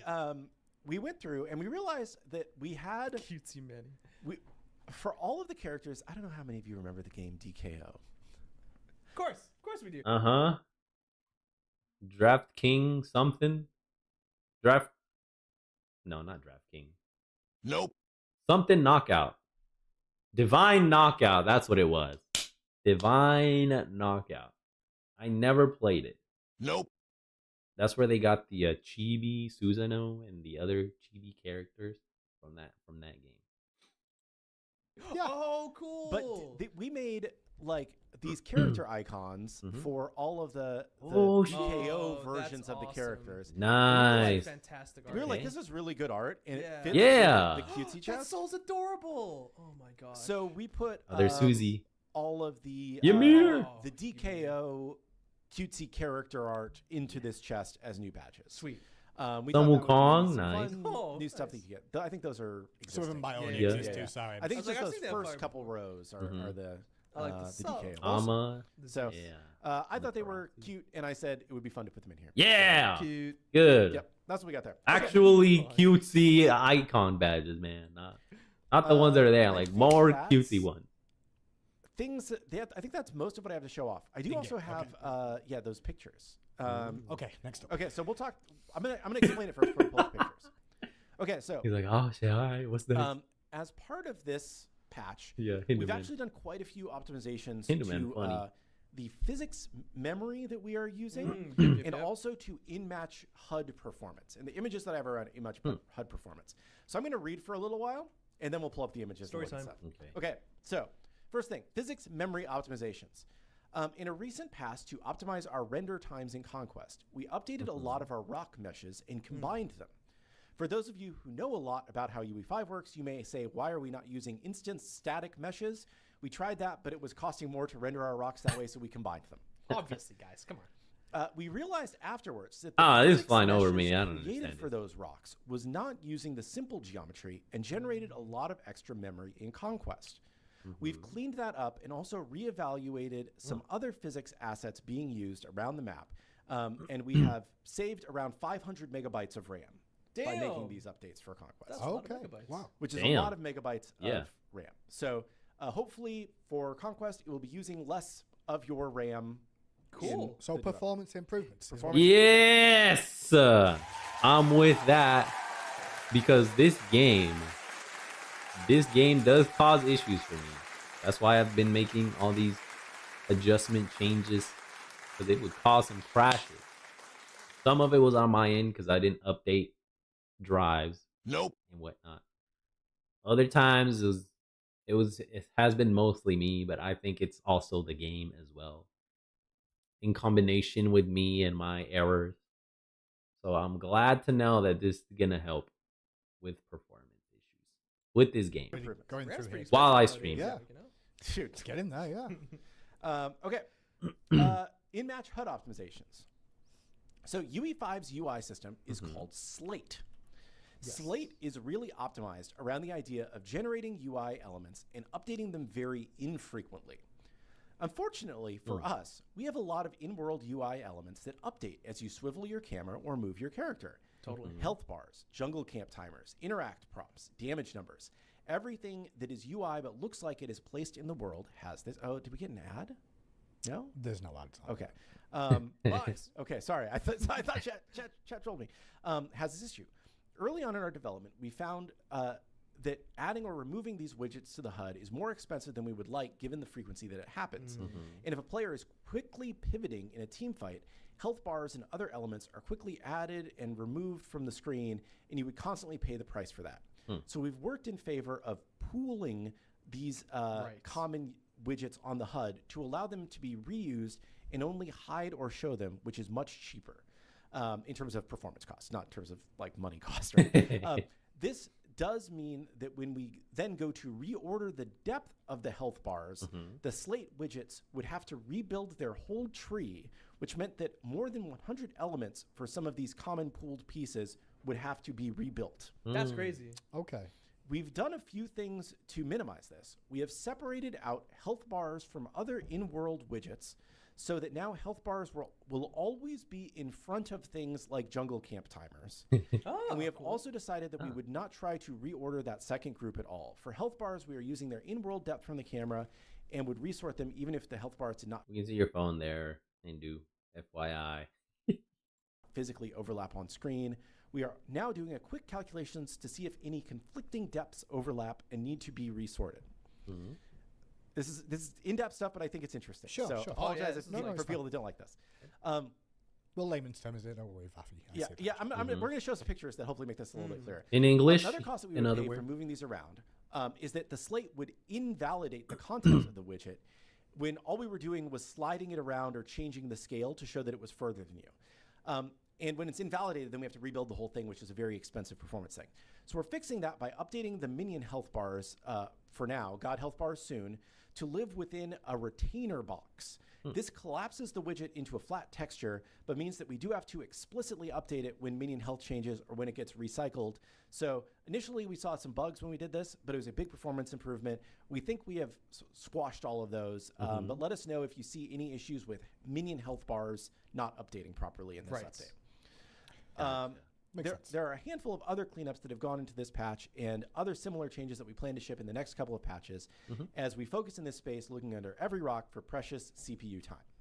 So TLDR real quick is people have always complained about performance, and that's one thing we are caring about always consistently with the game. Never-ending battle. And this is one of those steps in that direction. The main thing with this is regarding what's loading into your game and what's getting displayed in your game and what's taking priority, which is taking up some of the performance from your computers at home to play these games. So we're trying to like clean that up as much as possible. However, with doing that, some of the stuff like minion health bars may be awkward during this patch. But we think we fixed it. We think we've got it all. If you see the being weird, let us know. We do care. We are trying to improve things, but this is one of the steps in that direction. So a lot of that stuff is that a good way of explaining? Good way of explaining. And then if we pull up the graphs, so we have some visual. Again, it may be hard. Whoa! So blue lines. This is the before. Blue lines. This is the before. And if you look on the most important thing to notice here is if you look on the right side. It's from 2 to 6 milliseconds. Right? Is kind of the scale here. 2 to 6. And this is literally what some of us do sometimes to make sure that the game can be better. Guys. Yeah, and this is looking at this is basically just the performance of the slate, the UI elements, right? And the important thing to notice here is that like it's kind of generally speaking around 4 milliseconds for this stuff. Around this area? Yeah. And then if we go to the next slide. Damn, halved. It's basically been improved version, cut in half on average, with a lot fewer spikes that are going to slow things down. This is over the course of minutes as well. Like, best way I can explain this for you all, chat, is that the blue bars going up is how much performance is taken in the machine and in the game, and then the other version is how much is now taken in the game. In terms of what's doing, so the performance increases. You can see that there's still some spike ups, and we're aware of those. And however, like we said, those spike ups are still here. There's other performance things that we are aware of that we want to do, but I think that just already this can show that like. We have basically cut the CPU cost of the UI in half. So in terms of performance, we should slowly see some increases now, and we're going to trend in that CPU usage for other things, and give you some sort of base data, really, to kind of look at the differences that we can see on our side. Yes. So less blue, good. Yes. So there's a lot. I follow that. I understand that. Like Jordan and Charlie spent a lot of time looking at trying to figure out. Amazing team. What. In any given, millisecond of the game is costing the most performance. And we had kind of recently come to this conclusion that UI was causing a lot of the problems. And they really got a chance to dive in over the slightly longer break. And hopefully this, improves everybody's performance coming soon. Hell yeah, brother. Let's go. Stuff that you're talking about, like, it is always the things. We're looking literally at all parts of the game to make sure that we can find things that we can do to make the game feel better for everyone. Yeah, so I apologize if that was too much detail for people, but some people really like the detail on, how we address performance stuff. So when I get a chance where I can give you guys a little more detail, I like to do that. This is just proof they're demonstrating that they're actually looking into this stuff and actually doing something about it. So to all the player haters that are saying, oh, they never do anything. Where is it? It's gonna load in a minute. Dang it! The Rock is gonna make a special appearance here. He'll verbalize what want to express as well. All the player haters out there, take this to heart. Come on. Your bitch ass up. There we go. Thank you, Rocky, for showing up. Let them know what's what. Yes. A few other things that we have coming in this patch. UI updates. We have fixed the surrender pause vote would cause the scoreboard to flicker on gamepad.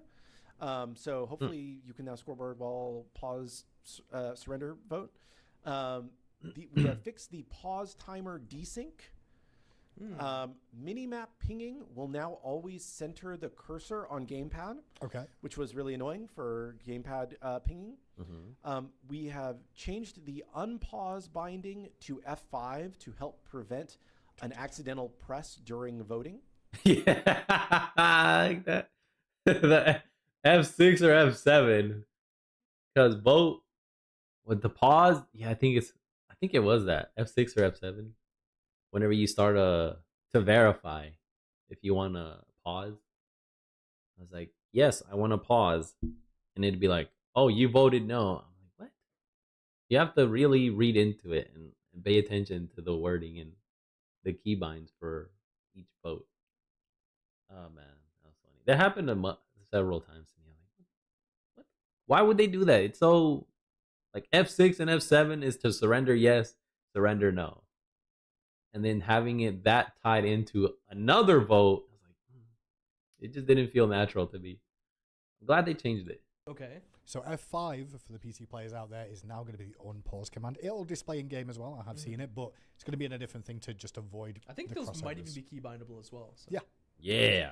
Good. And then we have some fixes / quality of life improvements coming to the item store as part of this update as well. Okay. The relic selection should now show Mode of Chaos as part of there to make it easier to find. What is that? Base relic and upgraded relics are now broken apart into separate grids in the build panel, so it should be easier to figure out what you're doing there. Curio now has a grid in the build panel, so if you click on Curio, you should be able to see a panel of that. Finally, man. It took forever to find just those 3 different wards, man. Where you want to go in the middle of a game, you want to swap wards, like, where is it? Where is it? Why is it not here? I clicked here, but it's not there. I have to go all the way over here. Okay, there it is. It was messy, man. All right, you lost a lot of time just trying to find that shit. Glad they made it its own king panel. We have fixed an issue where relic in inventory was not selectable on gamepad. So gamepad users should be able to click on that to see their relics and pick that. What's going on, Smite 2 Gamer? Welcome. We're catching up on the latest Smite news that was dropped on Monday and yesterday. How are you doing, my guy? A lot easier. We have fixed an issue where clearing the filter and then opening another screen, for example, the scoreboard, would scroll the item store to the previously selected item. Yes, nice, cool, like that. And grids in the build panel should now always be sorted by their price or name. So these were a lot of the things that I believe Vafi brought up in a video that sent to us. Good. That's huge, though. That's awesome. We really do try and make the game better every chance we get. You know, a lot more cleaner organization. We do. Except for inbounds. His videos are terrible. No, I'm joking. Inbounds. We love you. Yeah. So. Oh, damn. Sneak this it out here. You watched it yesterday. Discordia looks great. Kind of lame they didn't do a support aspect. That's what I was thinking too. And they brought it up to like, yeah, we won't always do a role specific aspect. We'll just change things up, make sure things are fun. Which, I'm like, yeah, I'll accept that take. I respect their decision because I just want to have fun myself too. So if they think that's gonna be fun, I'll give it a shot. Who knows? I might have fun actually. Although she's gonna get some nerfs. She's gonna need some nerfs. Loving Discordia. The aspect, ADC, mage, we'll see, man. Getting a lot of free attack speed and basic attack power, it's gonna go nuts, man. That's just my 2 cents. She's More than likely gonna get nerfed. I think before release, if not afterwards, for sure. You're a mid player. You're a mid and support solo player. So yeah, that's what I wanted to. That's what I wanted to. I'm with you. I'm with you there. We didn't get it, although I was like, you know what?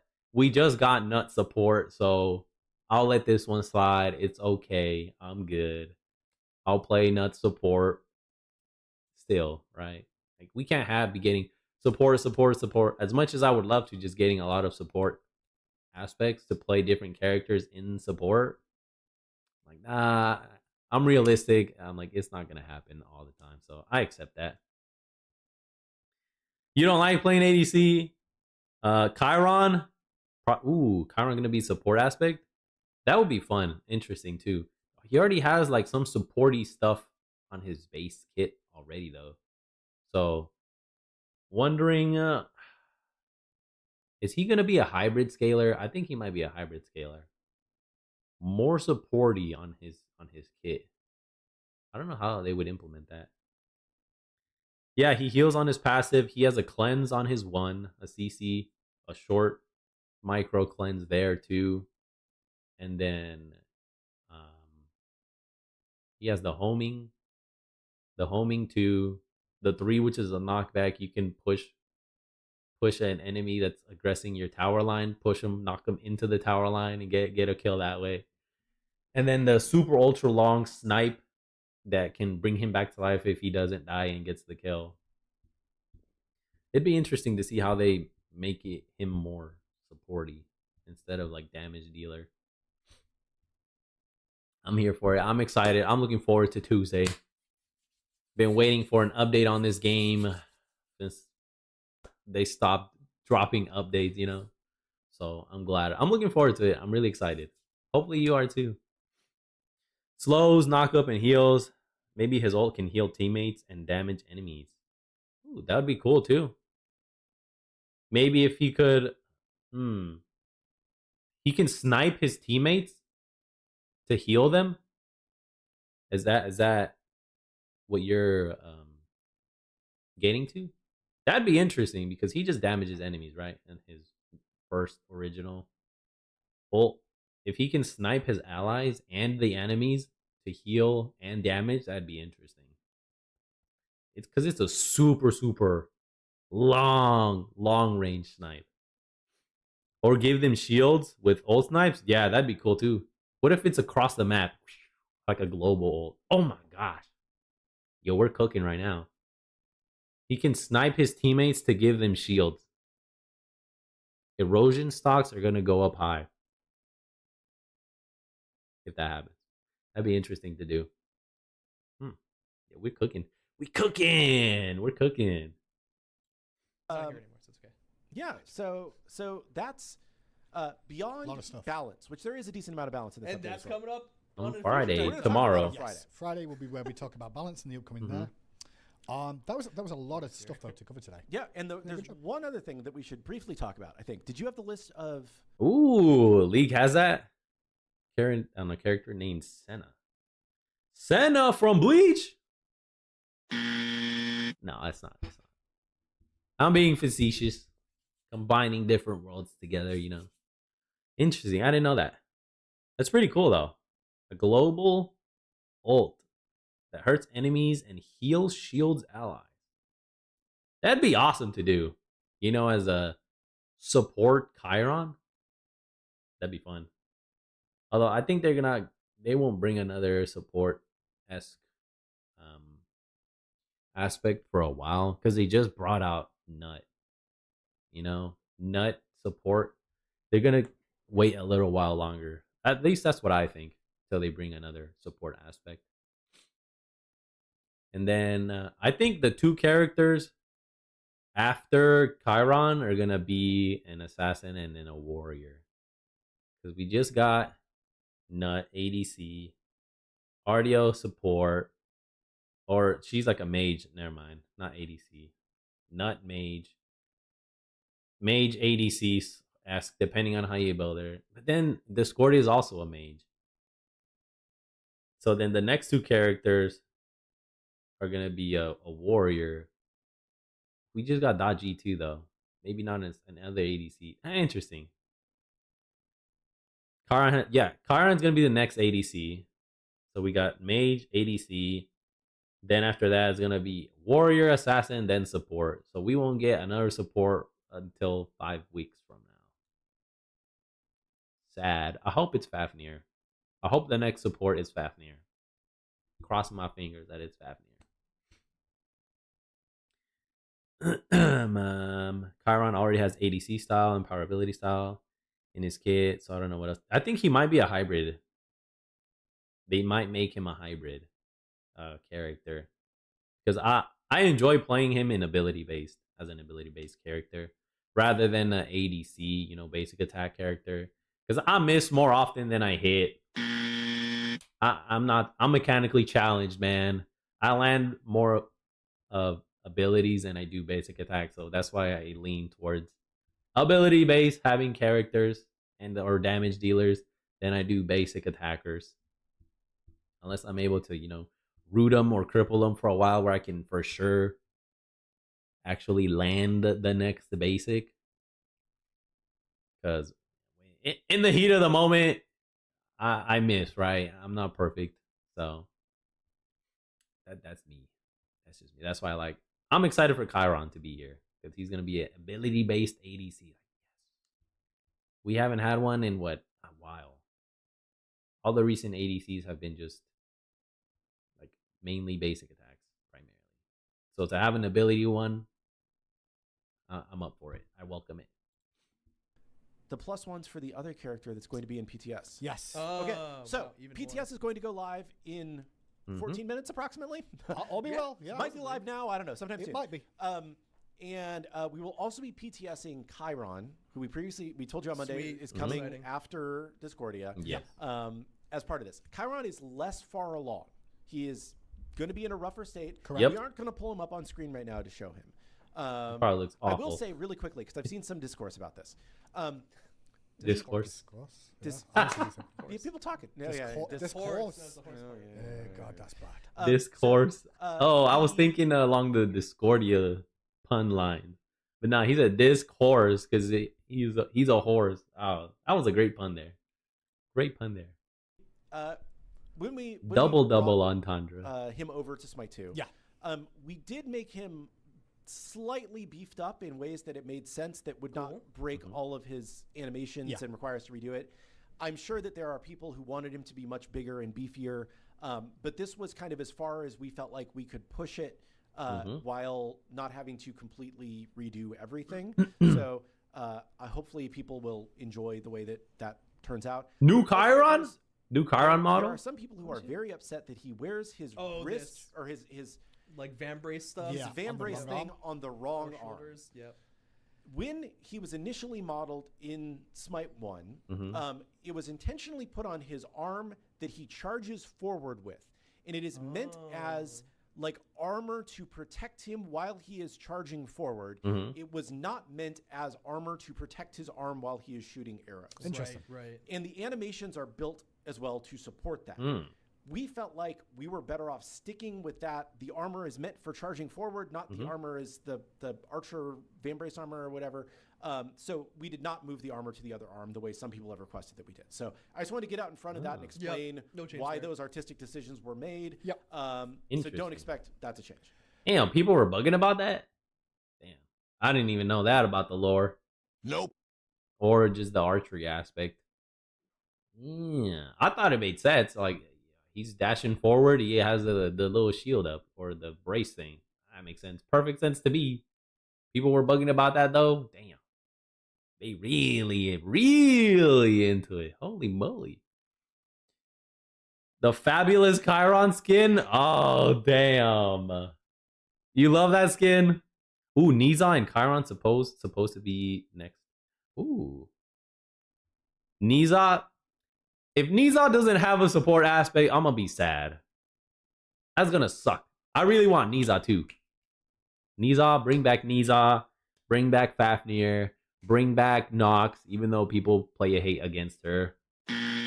Which I understand. Still, I'd rather have her in the game than not at all. Woo-wee! I'm excited. I like the Hell Rider Chiron skin. That's probably my favorite one. That one's really, really cool. So beyond that, he does have some gameplay changes that will be tested today. Ooh. But he's a little bit early. So and here we go. Chiron will be in the game for you guys to test. He is in an early spot. Probably worth mentioning. This is one thing from Caps.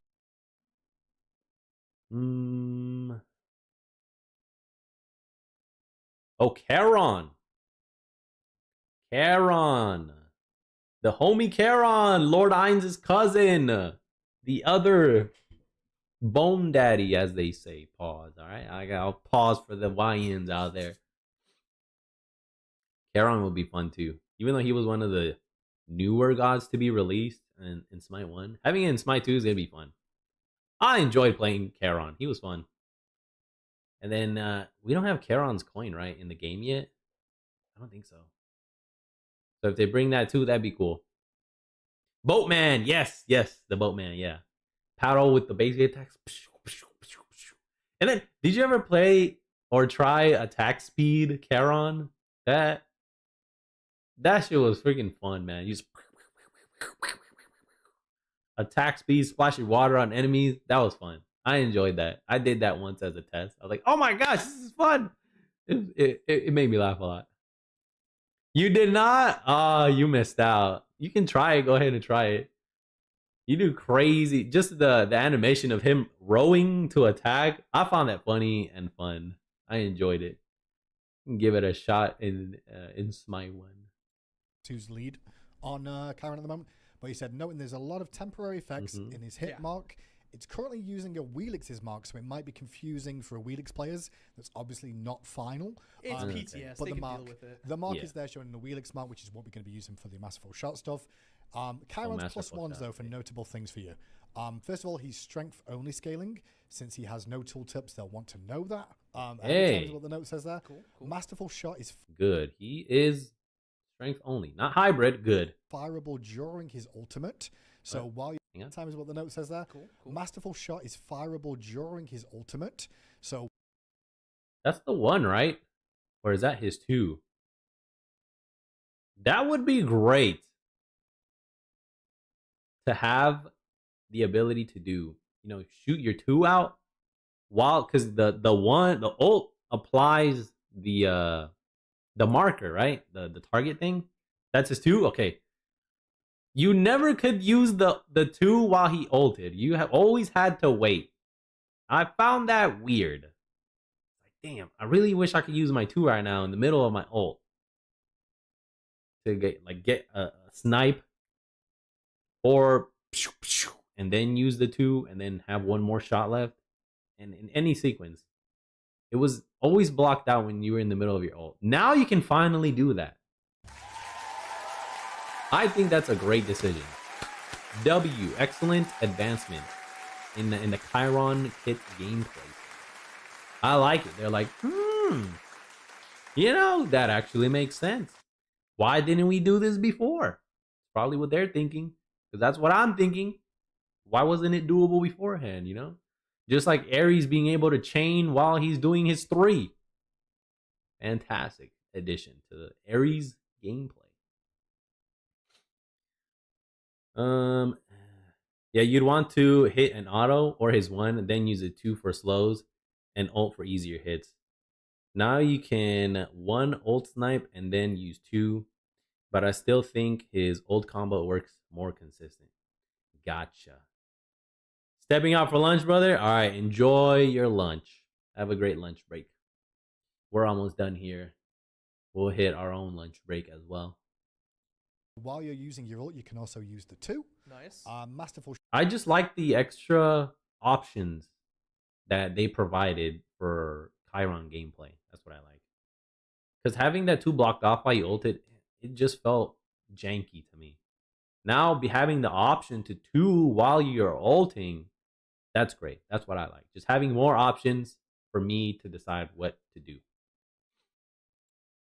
Shot the 2 is global in range. So as long as the mark is on them. I want to say it was, but I thought it was.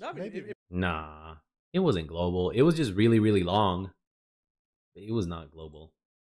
It's one of those things that you never know until like you actually dig deep into it. So I think some of it is people thinking like about an Apollo ultimate with a 2 following him, which technically would be global, but I don't know. And that's the only plus ones. Very interesting. Yeah, it wasn't. It was never a global ult. It was just a really, really long ult. Let's go back. Make sure we hear the right thing. It was, but I thought it was. No, I mean, maybe it was also used the masterful shot. Since he has no tooltips, they'll want to know that ahead of time is what the note says there. Cool. Masterful shot is fireable during his ultimate. So while you're using your ult, you can also use the 2. Nice. Masterful shot, the 2 is global in range. Oh, the 2. You see, this is why I went back. I'm here talking about the ult, and I'm giving you guys the wrong information. Dang it, man. His 2 is global now. You know, it did feel like it was global. Now I'm with them. See, now I changed my whole entire stance. Because it would just, whew, it would follow them. And in Arena, it's super short. So, I mean, it's going to be like global in Arena. And then, it felt, even in Conquest, it felt like, whew, it would just hit them. Huh. So as long as the mark is on them, I want to say it was, but I thought it was. No, I mean, it's one of those things that you never know until like you actually dig deep into it. So I think some of it is people thinking like about an Apollo ultimate with a 2 following him, which technically would be global, but I don't know. And that's the only plus ones. Very interesting. I love hearing about that stuff because I would never. I definitely remember a Karen killing someone in Fountain, but it was a long time ago. Anyway. Yeah. But yep. Okay, now I'm with them. First, I was on the other side. Now I'm with them. We in the same wagon. Yo, if his ult, yeah, that's what I'm saying. Like, support Chiron, make his ult global. Only support though, only support. Maybe it might be more played than his base kit. Kind of like nut support right now. Her aspect is way better than her base kit. And I started seeing it. I noticed. I'm like, huh. Why are people playing aspect nut more often? What the heck? I thought it was just like a support strictly thing. And then I was in an assault game and I had a nut with aspect, and she still built either mage or attack speed strength items. Still popped off. I was like, Then I thought about it. You know what? It does make sense now. You're still being able to do a lot of damage, and then you get the bonus stuff from the aspect. That's still better than the base kit, where you still do damage, but you're like squishy. Now you're less squishy. You can survive more. You have a CC cleanse on your 3, which is a lot more useful than having no cleanse on the 3. You know, so you now get like 2 beads, essentially. I'm like, it makes sense now. And then they came back and they're like, yeah, people are playing nut support in every role now. Her aspect is pretty powerful. I was like, I noticed it. It's real. Damn, all right. Just more stuff that comes to mind whenever, pay attention to them. His ult snipe maybe grows in width if it's for heals and support things. Or like, to add on to that, if he hits enemies or allies, like the next one gets even easier to hit. So you start off with like a super narrow one and go kind of like the reverse of Rama's ult, where it starts off with the big circle and then the next hit is smaller and then the last one is like super, super small. So you have to be really good to hit it. This one can be the reverse. Like, oh, you hit your ally? All right, let's make sure you hit your ally again. Bam, increase the width. Could be usable. It's possible. It's what I just concocted in my dome right here, my noggin. Yeah, that's the major plus ones for him there. It's basically his same kit that you'd expect. The 1 is still the cleanse and the damage. Check him out in game. Give us feedback on him. It is very early in the dev cycle for him, though, in a weird way. So obviously we're putting it out there because it's kind of ready for you guys to mess around with, and we can get more feedback data from it. Yep, it's like we said, still a little bit early. Yeah. There may be some things that change as we progress here. But Bobby, don't. Coming right back from holiday. That's like, thanks, Bob. Thanks, Cindy. You got my back. Bobby, I've seen you play so many Emoji games in comp and go 06. Please leave me alone. Don't start. Oh. You could, if they were in range when you fired the 2. It's more so that like they can be out of the range before you even fire it at all. Correct. Okay, yeah, that makes sense. Chase them. Sense. Yeah.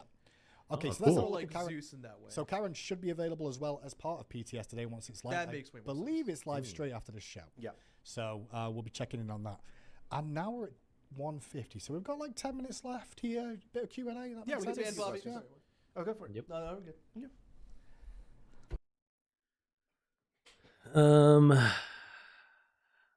Drop you a like on the stream, sir. Oh, thank you, my guy. I really appreciate it. Hydrate up, everybody. My source of food right now. Till I'm off stream and get some real food. But yeah, hopefully everybody's excited. I am. I'm gonna do my excited. recap, and then we'll do some Q&A. Yeah. Okay, so we have coming in this update on Tuesday. We have Discordia. We have her aspect of the Gilded Victor, which is a ADC mage ADC aspect. Mage carry. I'm gonna give that a shot. You know, as much as I am mechanically challenged, this might help me improve my challenge, right? You know, before she gets nerfed, I'm a player before she gets nerfed because for sure she's gonna get nerfed. Like dog, she has to. She's probably gonna get nerfed, like Dodgy is. They said they were gonna nerf Dodgy, so I'm waiting for the Discordia nerf. I saw the numbers already. I was like, holy moly. She gets a lot of stuff for free in that aspect just from her 3. And then the cooldown on her base one, that might get touched up too. You inside the ring, and then you get a cooldown on your other abilities. I was like, oh my gosh. You can just stay there and fight and brawl. It's crazy. It's crazy. I want to give the ADC one a try though. Because I enjoy playing ADC. I love it. I'm just not that good at it. Nope. I gotta be real. I'll accept it. So I can't land my basics a lot of the times. You know, my wrist will like lock up in super intense moments or in fights. And when you're an ADC or an assassin, you can't have that. Nope. You can't be having that, man. So it's less forgiving and the roles are way more impactful. So that's why I love support, because I can miss like an ability here or there or like a basic, and it's a lot more forgiving. I can recover from those mistakes. However, if I was in like an super offensive role that does a lot of damage and I mess up like that, like nah, it'll just compound and it'll just snowball down for me. Like that one Osiris game for me, which the worst I've ever done. It was disgusting. I'm embarrassed and ashamed of that game. Holy moly, that was the worst. Whew. Don't want to be there again. Nope. Ah, damn. Continue. We have the Ascension Pass for Discordia. Mm-hmm. We have the Nemesis Blind Vengeance Traveler. Yeah. We have the Eset Crimson Mist Traveler featuring. All right, you guys, Yep. you're about to watch You know, I think I'll get 180 all seconds three of of these, ads. man. I'll see what Don't the prices forget are. you We'll can see. use your Prime sub to skip through them. I should have enough diamonds for them. We'll see though. I want to get the Ares one for sure though, because he's a support, and my man Ares got a brand new skin. I think this might be the introduction of a new lineup skin theme world for the game, and if it is, I hope to see more of these skins on other characters. You know, that would be great. Like the shadow ones, like the shadow skins. I love those. I love those. Those are great. Have more characters be introduced to that world. That'd be great. And then shift it to from the Oni and demon inspired theme to or motif to the dragon one, because that gave me a lot of, you know, like Alquang Dragon Knight vibes, like I was saying earlier. So having the same world with a different motif would be also great. Puking Kitty. Puking Bear, yeah. They're Puking Bear, yeah. Excuse me. Puking Bear, yeah. We have the Ares Core Breaker. Yeah, I love that the Ares skin. Is ending. Get your candies now if you want them. And we'll be. That was my favorite one of the 3 new travelers. Was we the are adding Ares the one. DKO badges to the cutesy chest. We have fixed the cast mode issues with aspects. We have a suspected fix for the RTO frozen mesh and audio VFX spam issue. We are adding a setting that allows you to choose if you want to use the shift keybind for agility relic or if you want to use standard relic keybinds. We're doing physics memory optimizations, which should make Conquest take up less of your RAM, and in-match HUD optimizations, which should make the HUD take up less of your CPU. There are a bunch of UI updates, including fixing surrender pause on scoreboard and fixing pause desync timers, fixing a mini-map pinging, allowing you to always center the cursor on gamepad. Unpause. All right, you guys, you're about to watch 180 seconds of ads. Don't forget you can use your Prime sub to skip through them. Thank you, Charlie. Thank you for informing the crowd out there. Prevent accidental press during vote. There's a bunch of item store fixes, including a bunch of relic selection stuff. Curio now has a grid in the build panel. Good. An issue where Finally. The inventory was not selectable on This is game small pad. little things here. Issue where clearing the filter, then They're opening another incremental scroll progress. to the previously selected item and grid. That's what I love to panel see. should now always be sorted. No, by the price. devil's in the details. That is the quick summary. And PTS is live. Oh, shoot. My man, Chiron. Ha ha. Damn. Yo, he looks pretty chill. He's pretty cool. He has a beefier abdomen here. No, the abdomen would be... Oh, yeah, I think it's abdomen. His whole chest and waist here. Shoulders look bigger. Was it this thing? Is this what they were all complaining about? This shoulder pad and this forearm brace thing? It makes more sense here, honestly, to me. It's probably some archery lore I'm missing. Maybe not Chiron specific. It's just a general archery thing. I'm ignorant. You didn't get to see this part? Oh yeah, brand new. Look at that. Ooh, he looks cool. His beard looks a lot more adjusted too. Can you do a 360? Oh, PTS is live, so you guys can already jump in. Yeah. It's only been 2 I can't say it's plus been another like 2 weeks because It's been a couple of weeks. technically before weeks, but people technically it's only been like 2 weeks of work time. All right, you guys, you're about to watch 180 seconds of ads. Yeah, it's only been Don't forget a you month can use your since we Prime got sub the, to skip through the them. last official update. It's been 2 weeks, man. 2 weeks. Okay, let's try and get through a couple questions then and see what people have to discuss today.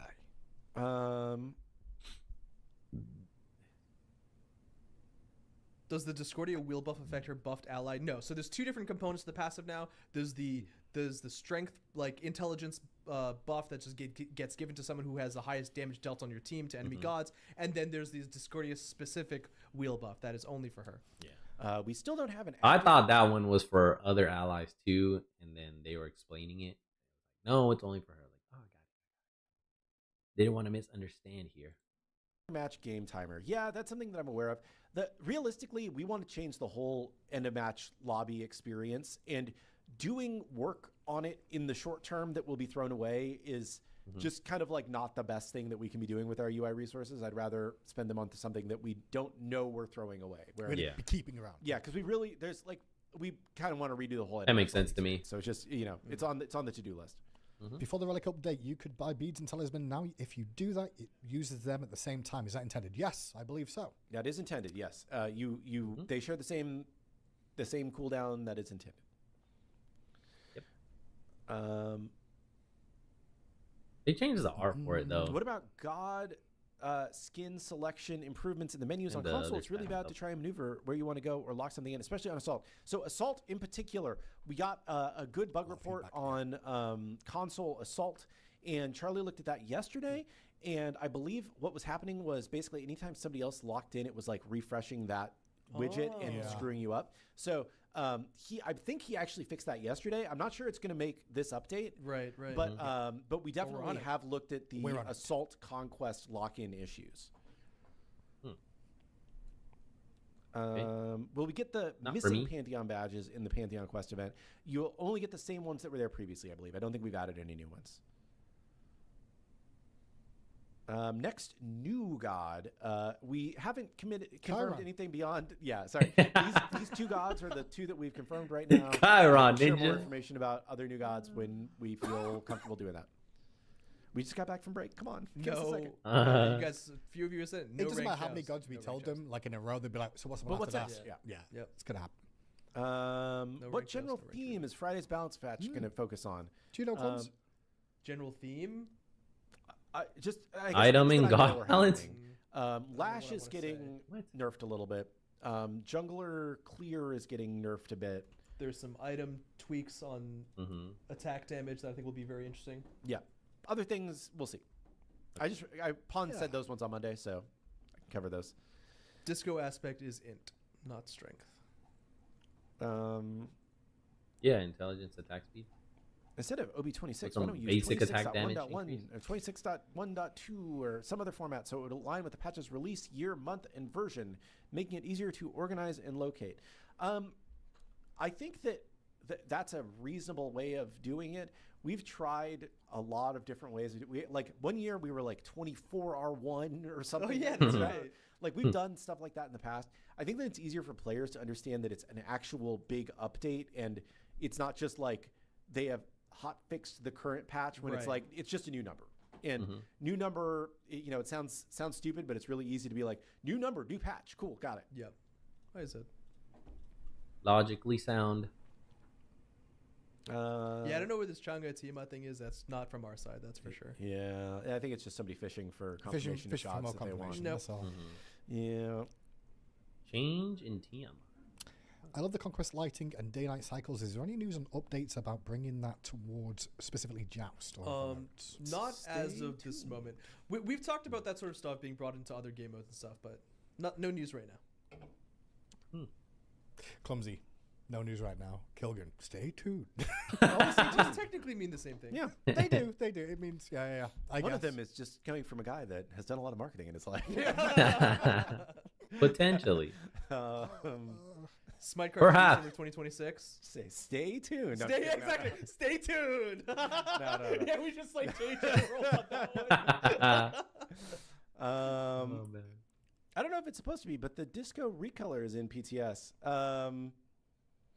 I don't know if that's a. I believe that. The pink one? I've not had a chance to look at this because I've just come back to you, but I'm expecting what you're about to say there, Kilgan, is accurate. Yes. Let me see if it's there. What recolor? We're still working out the details. In fact, I need to talk to Hindu about this later for a potential some sort of ranked reset this month. We'd mentioned more details. Yeah, we mentioned something about the end of this month is kind of where we're looking at that. We'll clue everybody, and we said that just before the Christmas break that we'd just be finalizing that.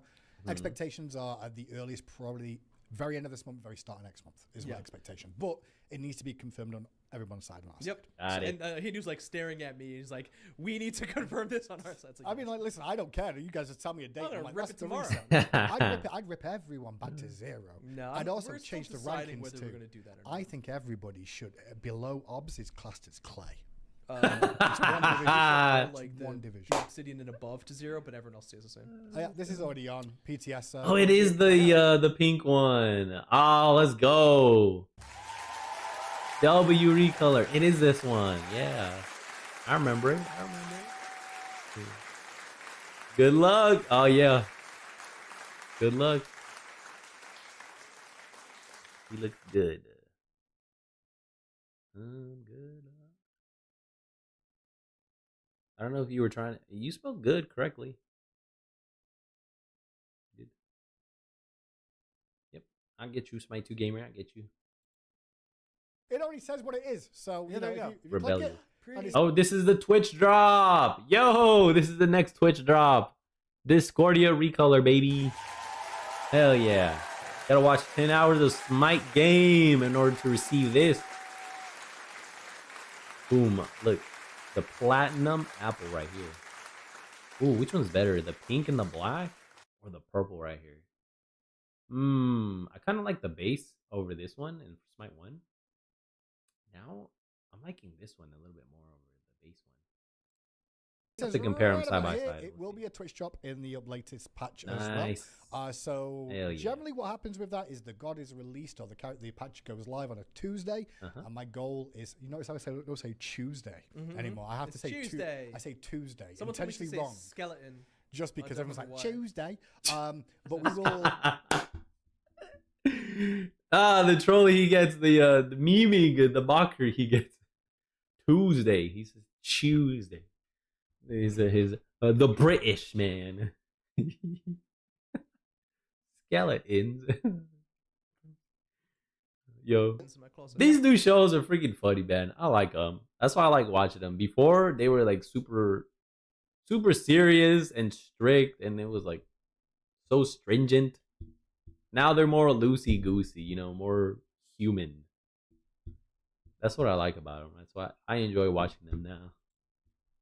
The Twitch drop probably go live on the Saturday, and we generally do that for a 2-week cycle. The first week we'll do it for a week, and we'll do it the following week, just in case everyone wants to complain that they weren't available for that 1 week to do it, so we give them the additional week. Gotcha. However, that should be and then you'll test it on me, so I get it early, right?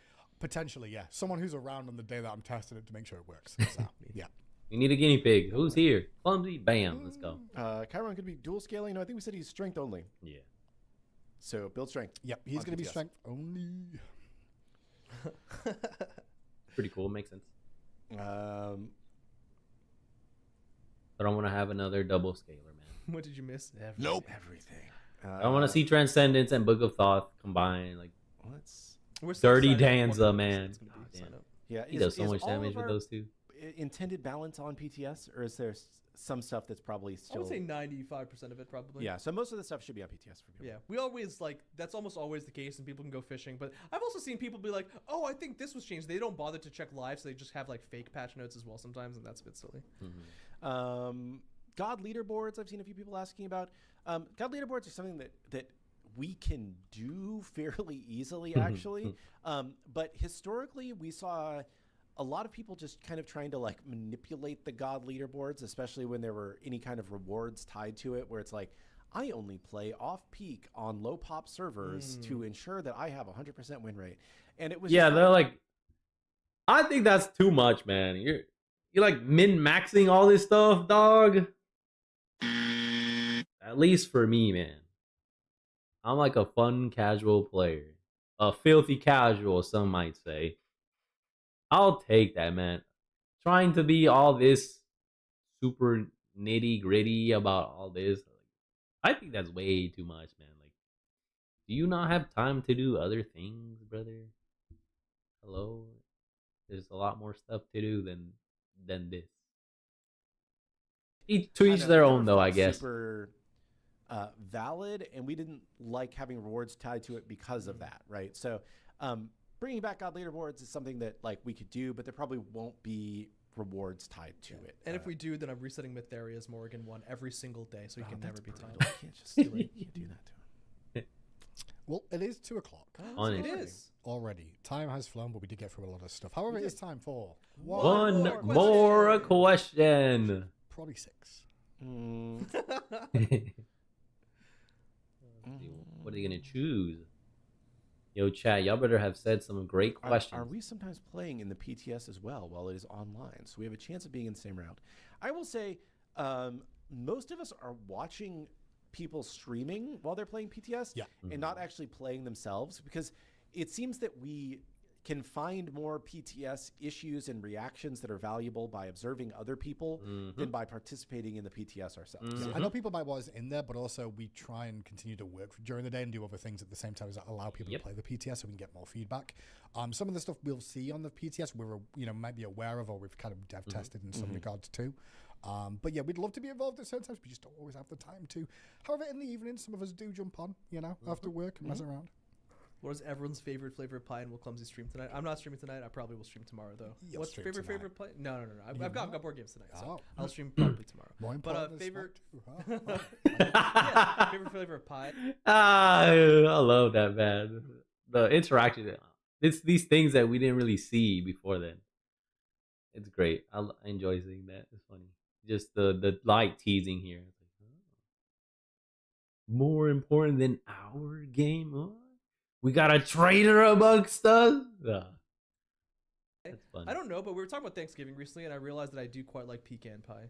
I'd be basic and just say apple. I think classic Really? apple pie. Yeah. Not American version though. My daughter is obsessed with cherry pie. Cherry pie. Oh. Okay. Yeah. So I like cherry pie quite a bit, but All the pies. I might say pumpkin for myself. Cherry pie. Pumpkin pie is really good. They're all fantastic. Genuine question: will I'll lifesteal play with builds that. be bad during OB26? Genuine answer: I don't know. Find out on Friday when we do ballots. I didn't think of key lime pie. Key lime pie Key is lime's pretty good. Yeah. Key lime's pretty solid. Really going on the pie. I'd probably stick with pumpkin, but key lime is a good answer. Would you add the animations with the Cyclops at the end? Man, I miss Denton. Yes. Yes. I miss him. Bring back Denton. No.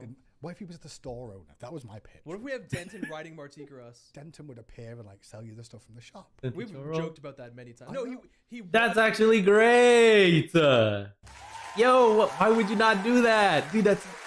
You can see Denton pop up on the side to you. You're like, all right. Or even in front of you.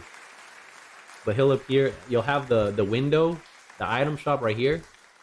On like the left or the right. And then Denton is just on the other side. So like you're having a conversation with him. And then you give him the money. He gives you the item and you go on. That's great. That's an excellent pitch.